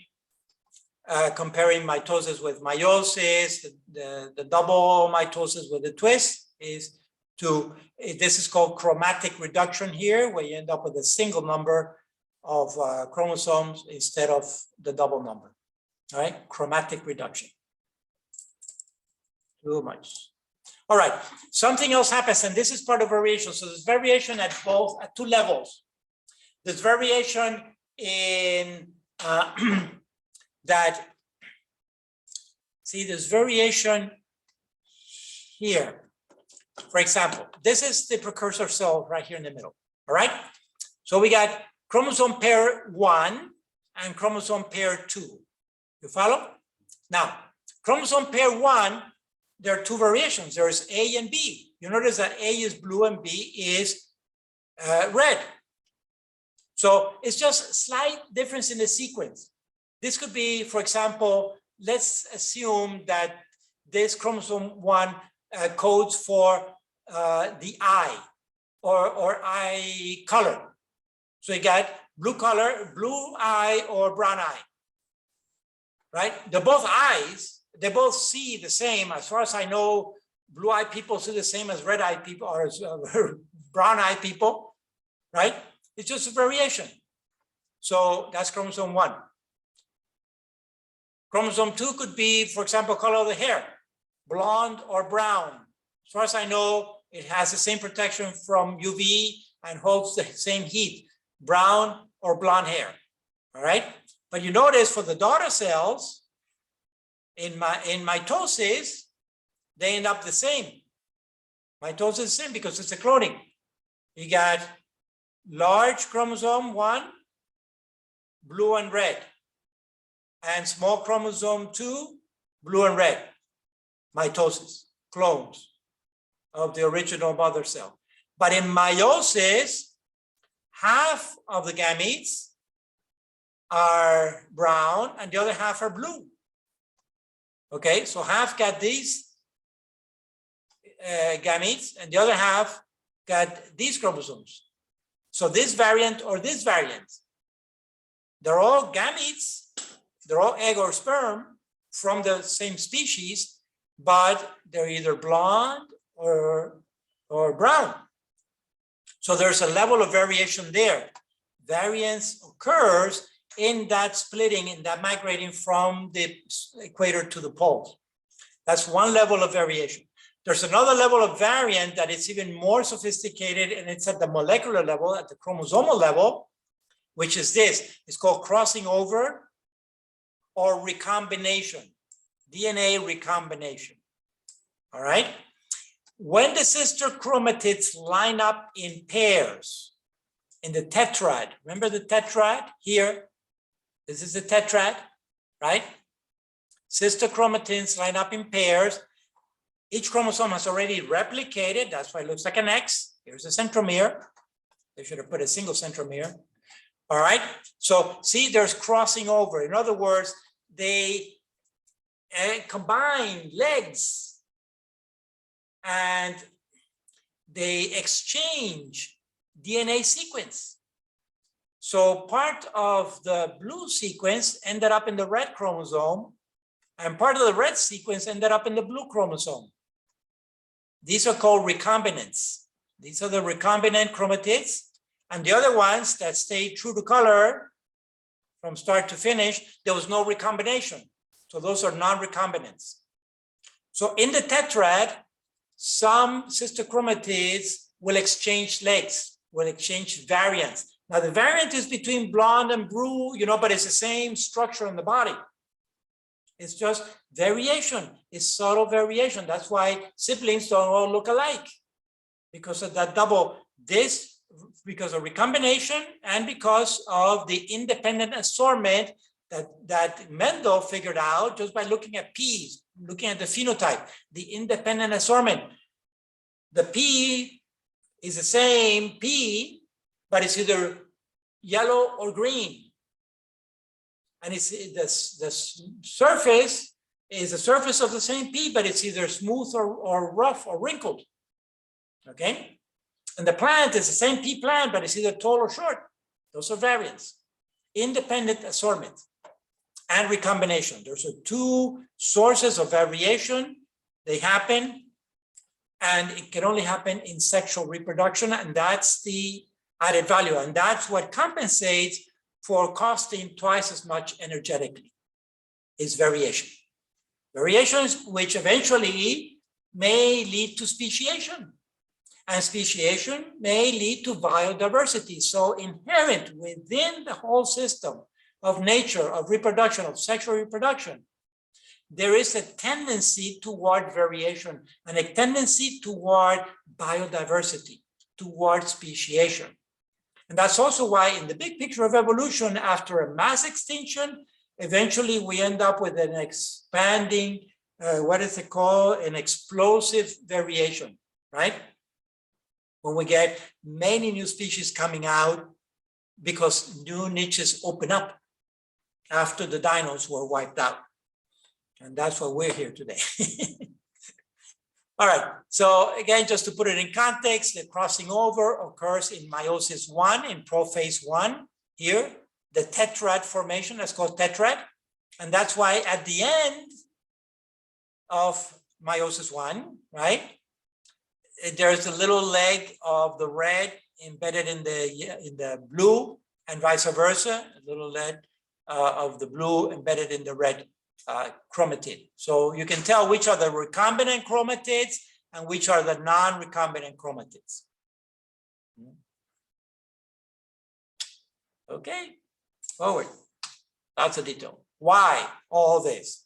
Well, because when egg and sperm fuse, you see, imagine for a moment that egg and sperm were not haploid. Imagine that they were diploid, products of mitosis. Why go through all this trouble? Well, if egg and sperm are diploid and they fuse, we're going to get a cell that is going to be 4N, because it's 2N plus 2N makes 4N. What does that code for functionally? A 4N human embryo will have double of everything. Double of everything means 2 heads, 4 arms, 4 legs, 2 livers, 2 hearts, 4 kidneys. It's not viable. Not viable. Will die early embryonic stage, is grossly abnormal. All right. And that's why this chromatic reduction has to occur before fertilization. So, they go hand in hand. If you want variation, then you have to have the chromatic reduction. At least that's the way nature figured out. There may be an alternative plan out there, but it hasn't been implemented. This one worked. It's worked for not millions, billions of years in sexual reproduction. And so nature is economic. If it works, don't fix it. It keeps going. So meiosis is the process of formation of gametes. Gametes are sex cells, and they are, by definition, haploid, right? The process of making gametes is called gametogenesis, production of gametes, generation of gametes, gametogenesis. For sperm, it's spermatogenesis, and for eggs, it's oogenesis. It's terminology, just nomenclature. And they're both haploid, represented by a single N for whatever species. Now, here is spermatogenesis on the top diagram. You notice we start with the primary spermatocytes, they're diploid. Okay, this is the precursor cells. These primary spermatocytes, sites, CYT is a reference to cell, and they will generate the sperm. So for each one spermatocyte, we get 4 sperm cells. In contrast, for oocytes, oocyte, these are the cells that make eggs, ova. For each primary oocyte, we only get 1 functional egg, 1 functional ovum. But we get what is known as 3 polar bodies. What happened here? Interesting. Now, this has to do with functionality. The sperm is traveling and therefore it better be slim and fast, right? So it's basically a nucleus with a membrane and a flagellum or a tail to wiggle it along the way to get to the egg. But the egg is sitting there waiting to get fertilized. So the egg is larger physically. And what happens in meiosis I, the first split, the first cytokinesis, has uneven cytoplasm. Just one of the two daughter cells has more cytoplasm than the other, or the other daughter cell has less reduced cytoplasm. It's a characteristic. So that when they split, when the daughter cells form, right, and split, you end up with one daughter cell larger than the other one. When they split again, the same thing happens. With a larger cell, you get one cell that is larger than the other. There's an uneven distribution of cytoplasm. Simple as that, uneven distribution of cytoplasm, so that after their second split, one of the four cells is larger, that's the functional ovum, and the other three have so little cytoplasm that they're non-functional. And they just kind of stick around on the edge. They form part of the complex of the egg, actually, and they stick around on the edge, and they're kind of clustered and squished in there. And that's why they're called polar bodies, because they're on the edge, they're on the pole, on the outside, you know, they're relegated to an edge, just the surface of the egg itself, all right? And so for each functional ovum, there are three polar bodies. But you have to have the four in order to account for the haploidy, for the chromatic reduction to occur properly. See, you have to have the four for the chromatic reduction to occur properly. That happens in eggs, not in sperm. So functional, structural differences that lead to functional differences. All right, so here's a little summary regarding embryonic development. There is a continuous development of tissues. Oh, sorry, this slide doesn't belong here. This slide belongs further down. I don't know. Probably the same as it's a duplication. Yeah, sorry. All right, let me get back in here quickly. Here we go. Yes, for Homo sapiens, 46, 23 pairs. It's strictly speaking only identical pairs in females because women have XX, the sex chromosome are XX, but in males it's XY. So it's not strictly identical, right? They're not identical pairs.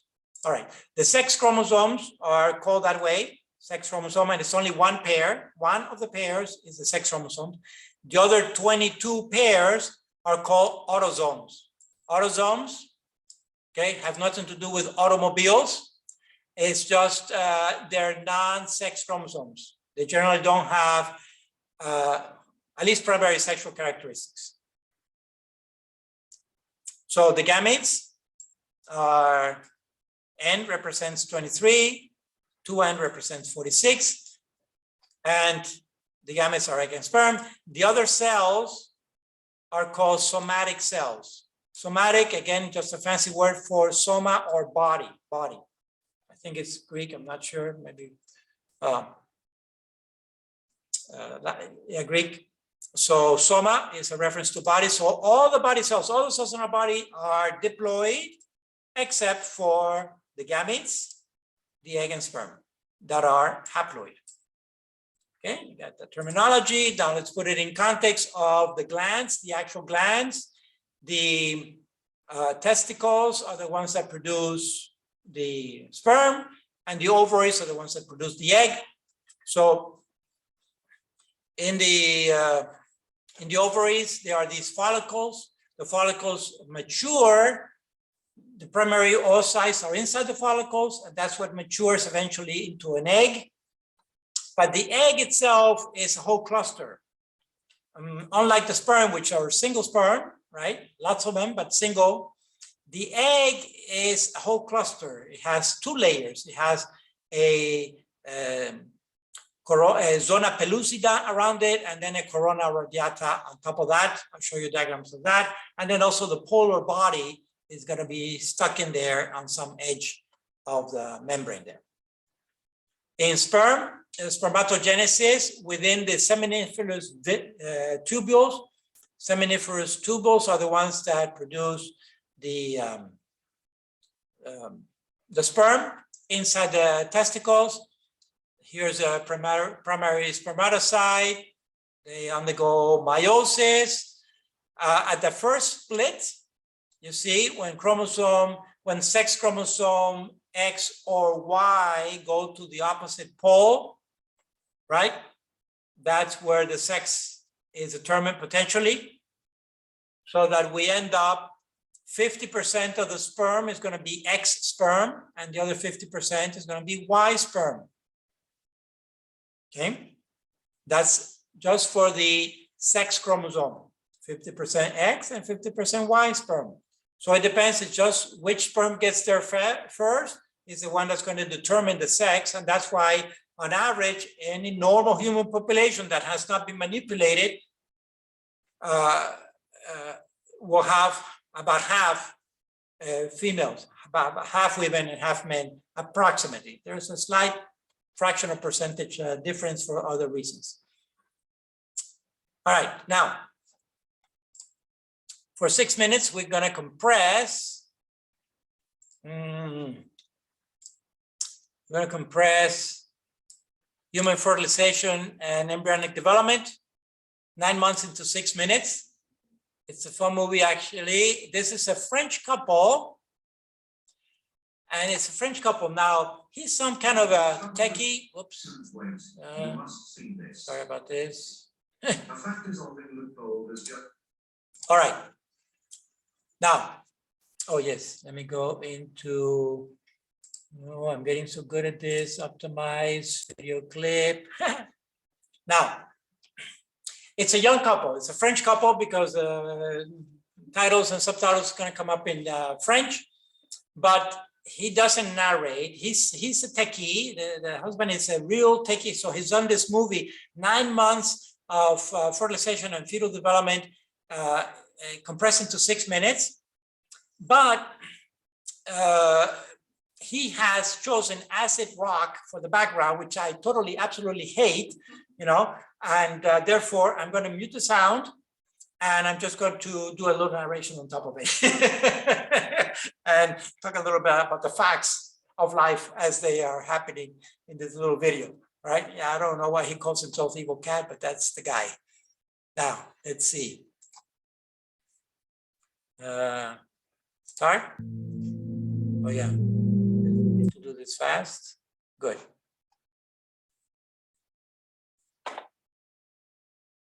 Almost done. Yes. And his wife is pregnant, so at the end we'll see the baby. Now, look at this. Okay, let me stop. We're already, ejaculation has already occurred, has just occurred, and we got millions of sperms. Keep in mind, how many sperms does it take to fertilize an egg? One.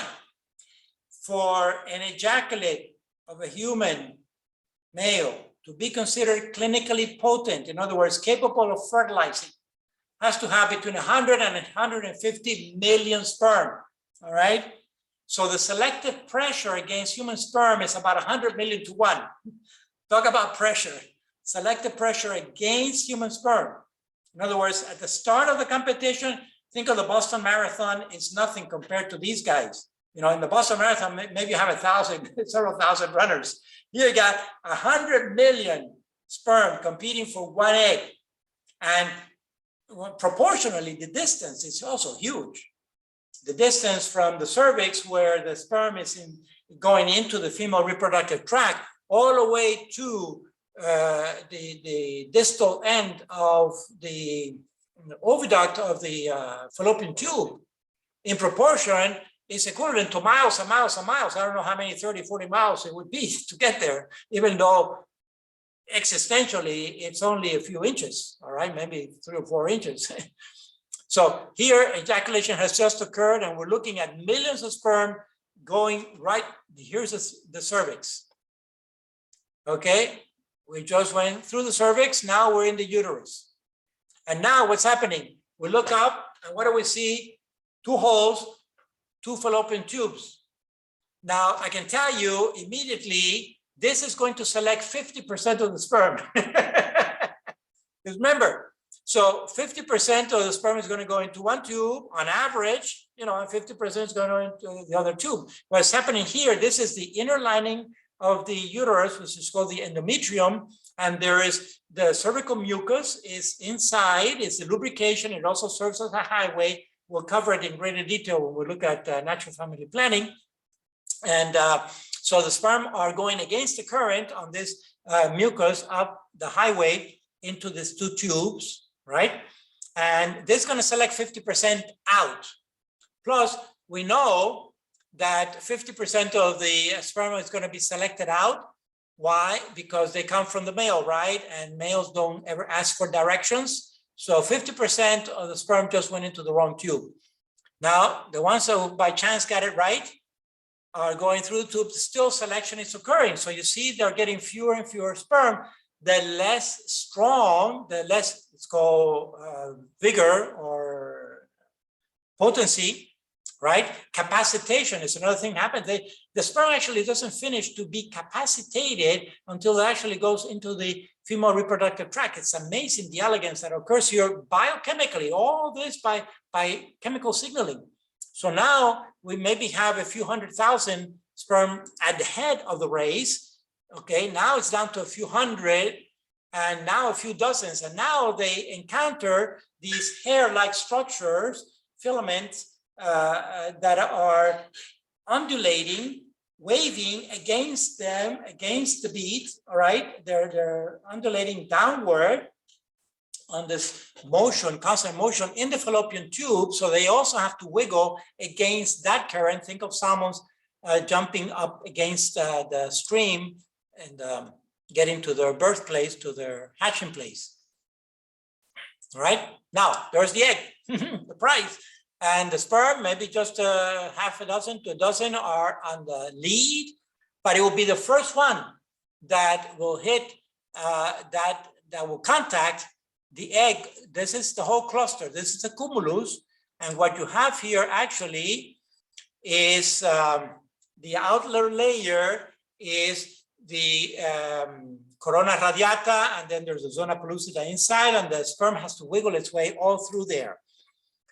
So that's the first sperm that hit there, got in contact, and it's going to show there's a reaction that is called the acrosome reaction.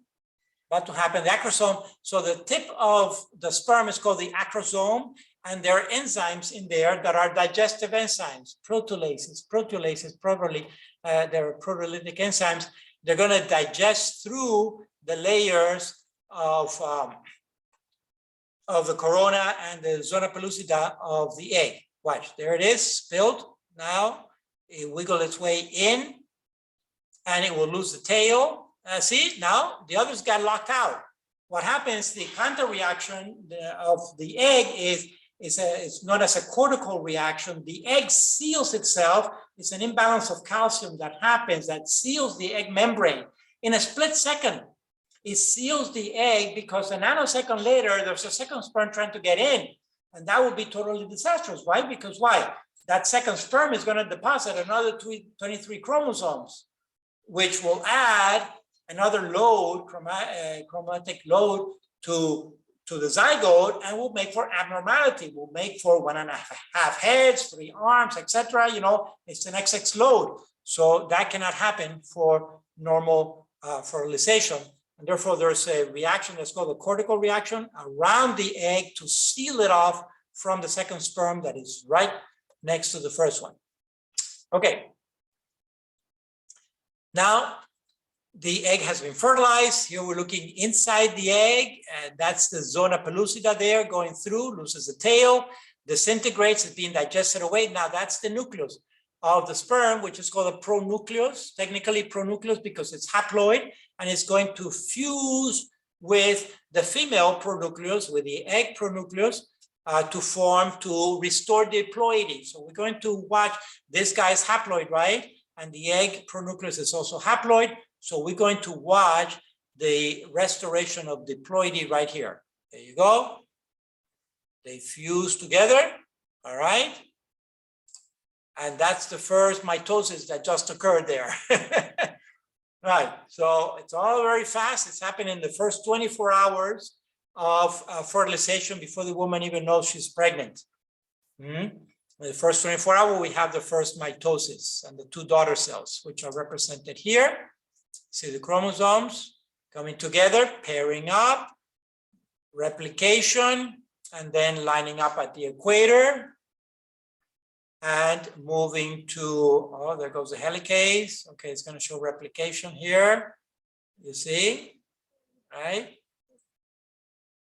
Conservative, there's a chromosome pair lining up at the equator, and the aster reaching out, pulling to the pole, opposite pole, and now cytokinesis, back to the whole cluster cumulus of what we're seeing here is the morula stage. It went through two daughter cells in the first 24 hours, another 24 hours, two more, four. This is the beginning of the morula stage, the 4 cell stage, then the 8, 16, 32, etc. Duplicating. You see the little fimbriae, little hairs that are pushing down the fallopian tube, the cumulus. But it's still surrounded, the little early embryo is still surrounded by the zona pellucida, the corona radiata, and the zona pellucida. So the egg literally, the embryo has to hatch out. There's a hatching that occurs even in mammals. It's amazing. This is vestigial common ancestor with reptiles, birds, amphibians, and fish that hatch, right? Watch this. Okay, now it's going to go down the fallopian tube into the uterus. See the undulating motion? It's called peristalsis. It's like pushing a marble down a hose by peristaltic motion, the same that pushes the food down the intestines. And it's going to now drop down into the uterus, and that's the endometrium there. Here comes the hatching. Watch it. Ready? Look at this little embryo come right out and leave behind the zona pellucida and corona radiata. Isn't that amazing? So this little embryo now, this is the blastocyst, and that's how we all started way back. And now it's going to show gastrulation. So the embryo starts to embed itself, himself or herself, into the endometrium, into the inner lining of the uterus. And then gastrulation begins, the 4th stage of embryonic development, the gastrula, the lateral line forms, and we become bilateral, all right? So the little embryo elongates along the top with a lateral line, that's bilateral symmetry, and then the ectoderm pours in, it's called an invagination, pours in and generates the neural system. And, well, the heart is beating within 18 days of fertilization.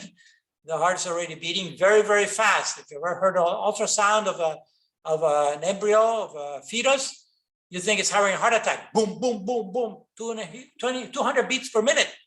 The cells first are beating on their own. So these are myocardiac cells. Dr. Martinez is a cardiologist.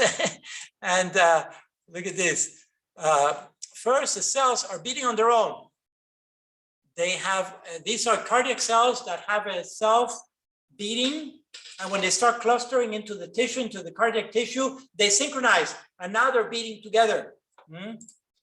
Elegance upon elegance.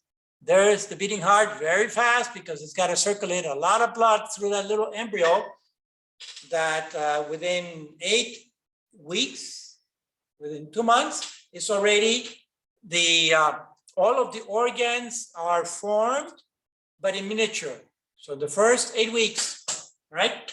All of the organs and systems are formed inside the embryo, but in miniature. And the embryo is only about 1 inch long.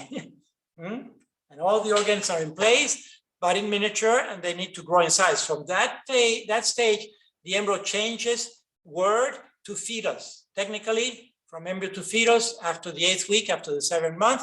For the next 7 months, this fetus continues to grow in size and further cellular differentiation, and will look more and more like we're accustomed to see an actual baby 9 months after fertilization, all right? And that little fetus is moving around. These are actual echograms that are done, that are colorized. They move around, they suck their thumb, they suck their toes, they play with the umbilical cord, sometimes too much, and wrap themselves around it. They can see light, they open and close their eyes. They see some light, they can hear sound, and they hear, and they are bonded with their mother.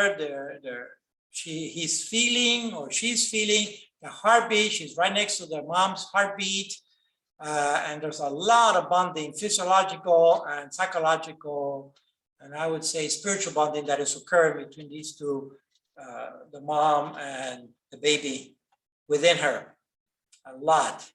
Even cells go back and forth through that umbilical cord, and fetal cells end up inside the mother, and maternal cells end up inside the fetus, right through the placenta. It's amazing.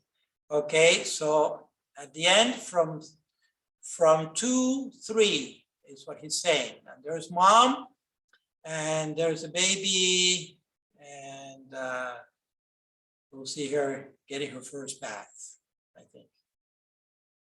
I thought it was, yeah, there it is. Okay, Cleo. Bye-bye, Cleo. Thank you. So there it is in 6 minutes. Amazing. All that happens, eh? One time I figure it out, we start in the embryo. So the little, well, I'll get there in a minute. So again, back to nomenclature. When the egg and the sperm fuse, they form a single cell called the zygote. This is universal. This is for every species that reproduces sexually, all right? Egg plus sperm form a zygote. The egg is haploid, the sperm is haploid, the zygote is diploid, and that's why it's a new individual. Has 50% of the genetics of his mom, 60% of his dad, but it's a new individual, all the way from the genetic level on up. Zygon comes from the Greek zygon, which means yoked or linked. And I say that there's a linking at least at 3 levels. The 2 cells come together, the 2 gametes fuse into a zygote. Necessary but not sufficient. The 2 pronuclei also have to fuse together, 2 pronuclei to restore diploidy. Necessary but still not sufficient. The 3rd level of linking or yoking is that the individual chromosomes also have to pair up. Chromosome 1 of the dad has to pair up with chromosome 1 of the mom, and chromosome 2 with chromosome 2 of the mom and dad pair up to restore the right? And then we have a full human being, a full complement. So a little bit more of the nomenclature, again, too much. I don't expect any level of detail. I just want to summarize 2 to 4 pages, 2 better than 4, okay? So just the big picture. Here is the cumulus that I've been talking about. Acid unstable. Sorry? Yeah, the egg proper. You see the cortical granules, this is the calcium that causes that imbalance that seals the egg literally around. Interesting that even a chicken egg has calcium around it, right? Makes it hard. Well, it's kind of the same origin. It seals the egg so that no other sperm comes in after the first one. It's a complementary reaction to the acrosome reaction. All right, the zona pellucida is that jelly around the egg protecting it. And then the corona radiata is another layer of cells that is around the cumulus. They all come from the follicle, right? At ovulation, when the follicle matures. Okay, on the sperm side is mostly just the nucleus, the DNA package with a membrane and a tail, and has a body that has is high in concentration of mitochondria. Why? Because the mitochondria are the energy factor of the cell, and this guy has to wiggle a lot of distance from release all the way to the end of the fallopian tube where the egg is waiting. All right, we'll look at a diagram of that in a minute. This is an actual microscopic photograph, a micrograph, colorized to see the cumulus, the egg within the zona and the corona radiata, and the sperm heading that way. Just for size, the egg, which is 1/10 of a millimeter, 1/10 of a millimeter, 1/10 of the thickness of our nail, and the sperm, which is about 1/20 of that size for proportion, or I guess 1/200 of that size. Fertilization is shown compounded in a single diagram. Here is the area of penetration here, the cortical, the acrosome reaction, burrowing through, coming in the second layer, depositing the pronucleus inside, the male pronucleus, and the two pronuclei fusing into the diploid nucleus. This whole process is called syngamy. So syngamy is the end of the fusion, which again takes on average on the human about 24 hours. So basically we can say at syngamy or completed fertilization, we have the diploid zygote, all right, at completed fertilization. So when we talk about the moment of conception, philosophically, the moment of conception is the process of fertilization. So physiologically, this could take several hours, physiologically. But conceptually, philosophically, is a single event. You know, when am I having dinner? From the time I start the antipasto to the time I have the cookie at the end, you know, it's all one dinner. I can parse it for the sake of study, but it's all one physiological process known as fertilization, all right? So the moment of conception is equivalent to the process of fertilization. This is the actual micrograph shown colorized so that you can see there's the facts, there's the truth, the evidence. Nothing to do with faith, religion, or God. It's a process and it's universal. In other words, for every species that reproduces sexually, boom, this is what happens. Even when it's not, when there's no coitus, when there's no sexual intercourse. Like for example, the fish reproduce sexually, right? The female lays the eggs at the bottom of the pond or the bottom of the shoreline or the ocean. And then the male lays a sperm on top of that. It's called smelt. And then those sperm have to wiggle their way through the water and fertilize or not, whatever eggs gets fertilized or not. All right. So there's an overabundance of production there. Most of them end up either eaten up or killed by fungi and bacteria and so forth.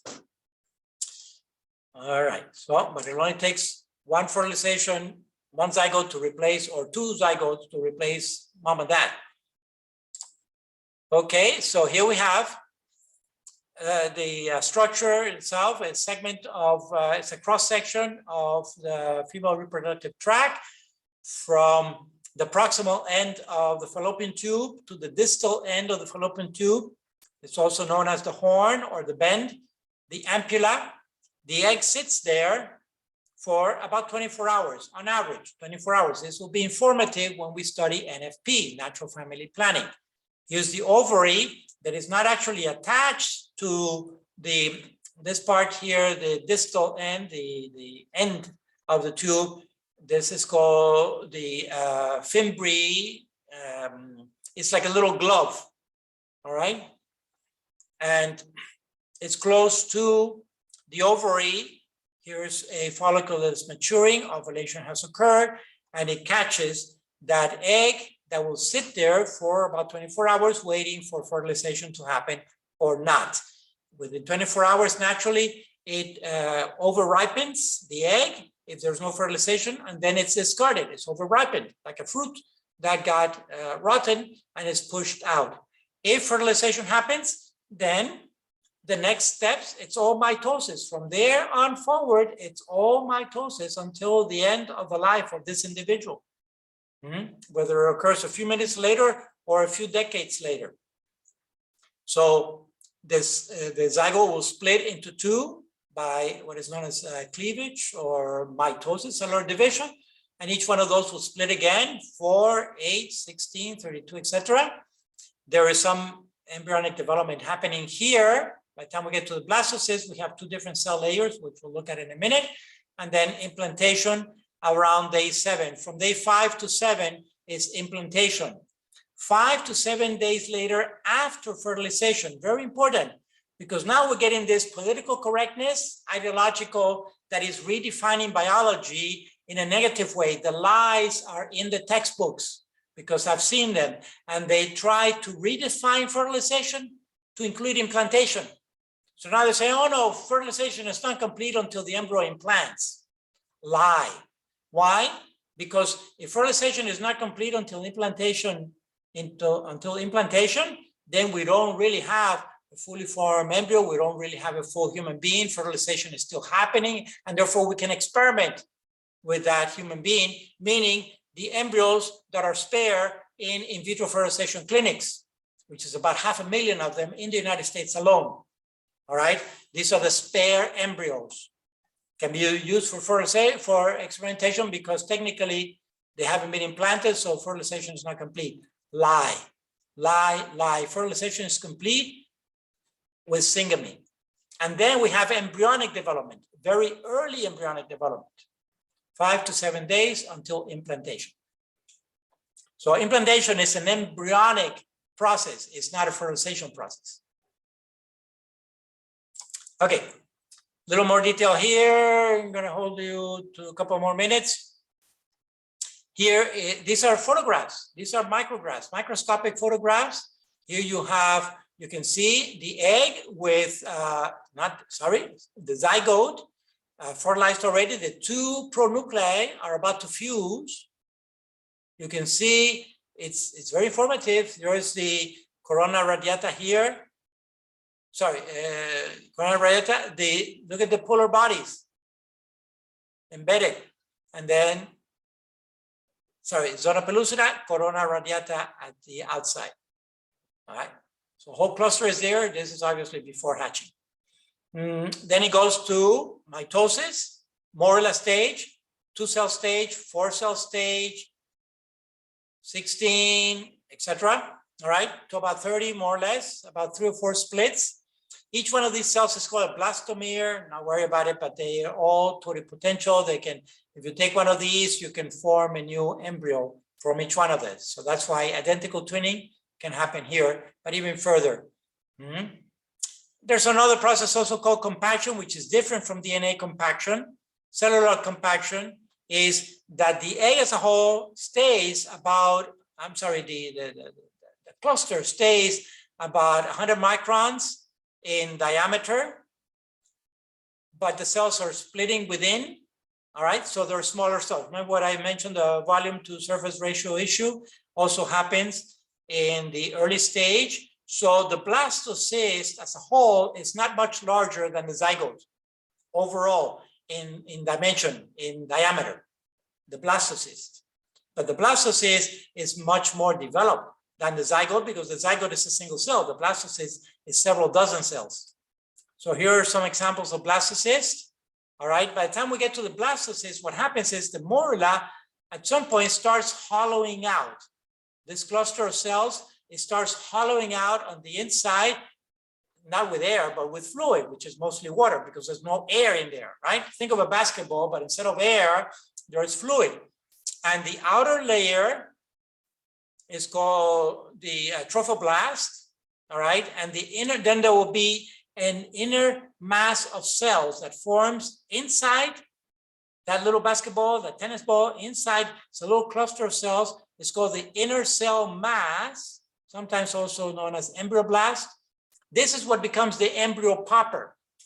So the ICM, inner cell mass, this is what becomes the embryo proper. The trophoblast, which is on the outside, if you notice, this is the one that is in direct contact with the endometrium, right? With the inner lining of the uterus. So what does the trophoblast become?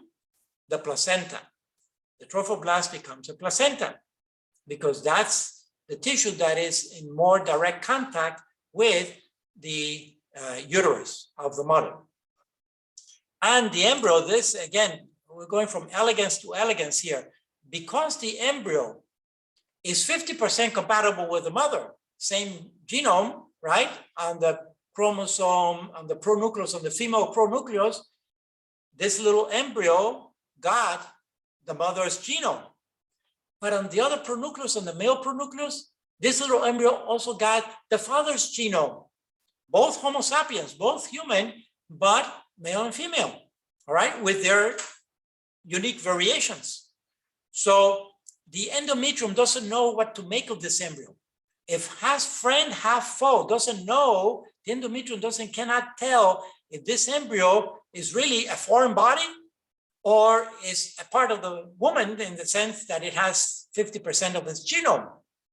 And so the embryo literally has to convince the endometrium, has to convince the uterus that it is a friend and not a foe. It is not a foreign object that is trying to, it's not a parasite that is trying to embed itself into the uterus of the mother. It's actually the daughter or the son or daughter, okay? And that all happens biochemically. The embryo convinces the endometrium to give in and to accept the embedding, the implantation, and to establish the placenta, right? With only 50% compatibility. That's all done at biochemical level. Elegance upon elegance. All right, again, too much detail. The fourth stage is called gastrulation. This is where the three main layers are formed. They're known as the germ layers, the ectoderm, mesoderm, and endoderm. And from these three cell layers, all of our organs and tissues will come.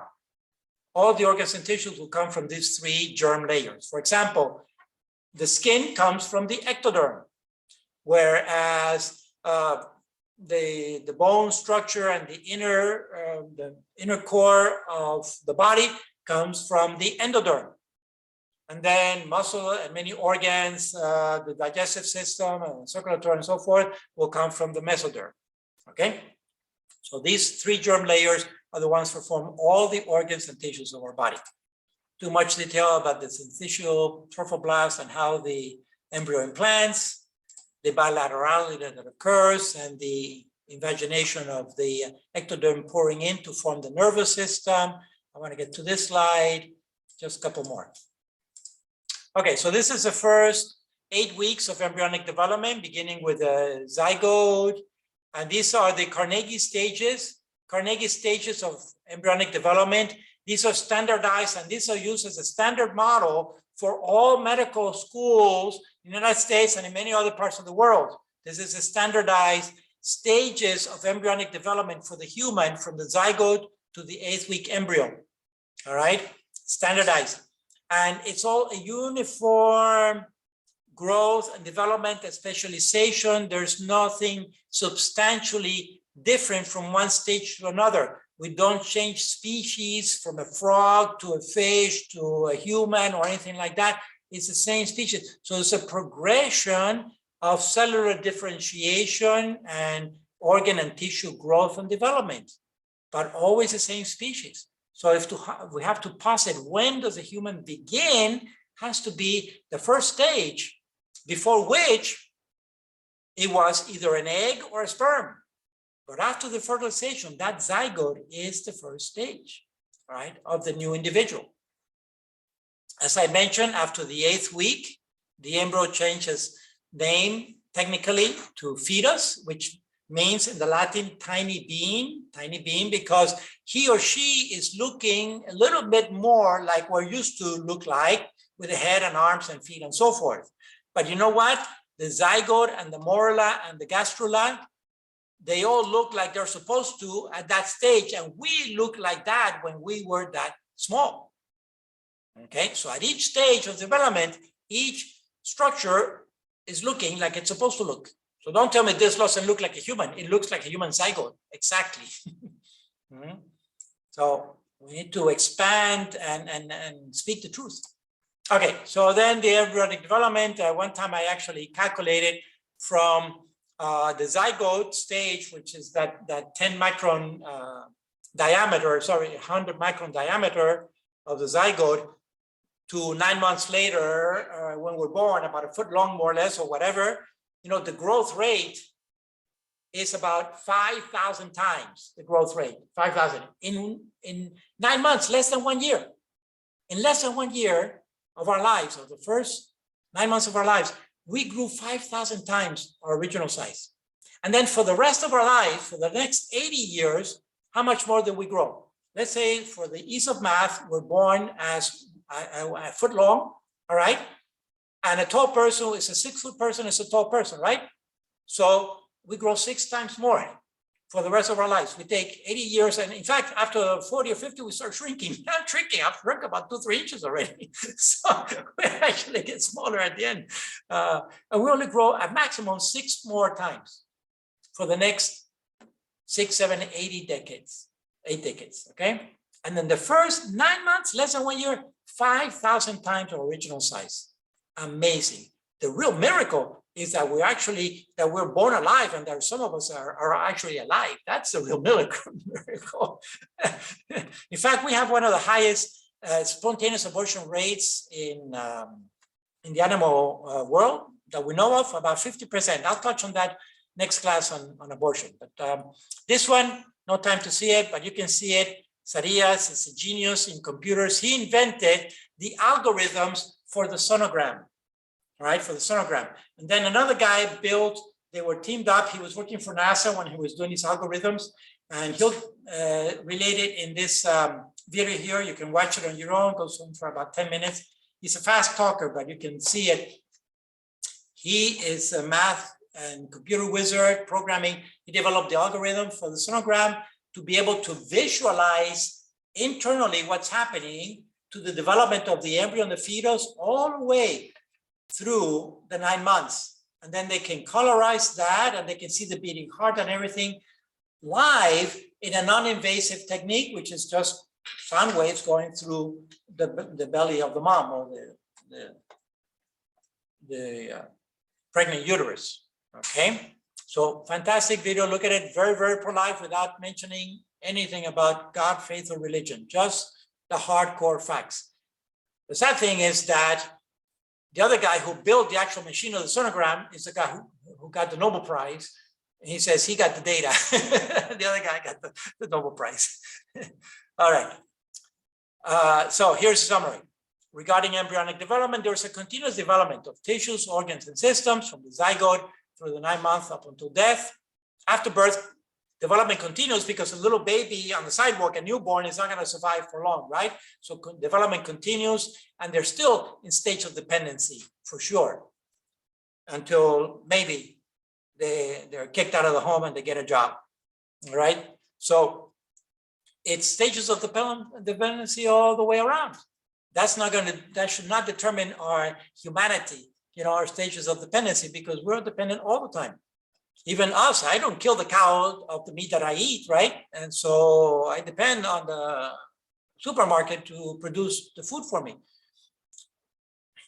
And until sexual maturity. Now, sexual maturity biologically is defined, adulthood biologically is defined as maturity of the sex organs, even though chronologically that they may be teenagers. And that's a very scary thing, because as far as biology is concerned, teenagers are adults in the sense that their sexual organs are mature, all right? So for the woman, when she has menarche, her first ovulation, and for men, when we start producing sperm. That's actually the same slide. Thank you very much. Keep it simple, just the highlights in those, in the second, in this one, not this one, but this one, right? So the one that goes into zygote and all that. Okay. Father, Father, when you say simple, can you help me a little bit there? Because since I'm not a medical doctor or anything like that. Yeah. Use whatever language. If try to use as much of the technical language that I use. So, for example, if you're going to talk about DNA, don't say duplication, say replication, right? And if you're going to refer to metabolism, well, we know that it's driven by the central dogma. Period. Stuff like that. So basically, just take this diagram and fill in here. Okay. Fill in, just give me a little blurb of what haploid means and so forth, so that I can get a feel for that you understood what I said. Okay, perfect. And could it be possible if I do it in Spanish? Yeah, that's right. Yeah, because you probably had your high school in Spanish, no? You had this. Yeah, it might be easier. You had this lecture in Spanish a couple of years ago. A little better for me, I think so. Okay, it No was problema. amazing. I love that video. It made me cry. Amazing, huh? Yes, And you as a yes. mom, isn't that Yes. amazing? No, well, you know what? As a matter of fact, my nephew and his wife, Yes. they just had a miscarriage, and the baby was 8 weeks. And Oh, 8 weeks. Oh. yeah, and when I saw the pictures that you just showed, Yeah. yeah, they're parents, and anyway, yes, very, very important. It was very, very beautiful, Father. Thank you. Okay, I'm glad. I do have one question, Father. Do we have a reading text for this semester that we're supposed to do as well? Oh, no, not really. You can see that from the slides, they're very complete. I mean, there's all kinds of information on the net. Any basic biology book will cover this. But if you feel you need some sources, I can provide some. But this is basic biological material that is on the internet all over the place. Okay. Okay. Yeah. Great. Thank you. You're welcome. Later, I'm going to introduce the ethical and religious directives, the ERDs. I'm going to introduce them at some point, but we'll use them a little bit more.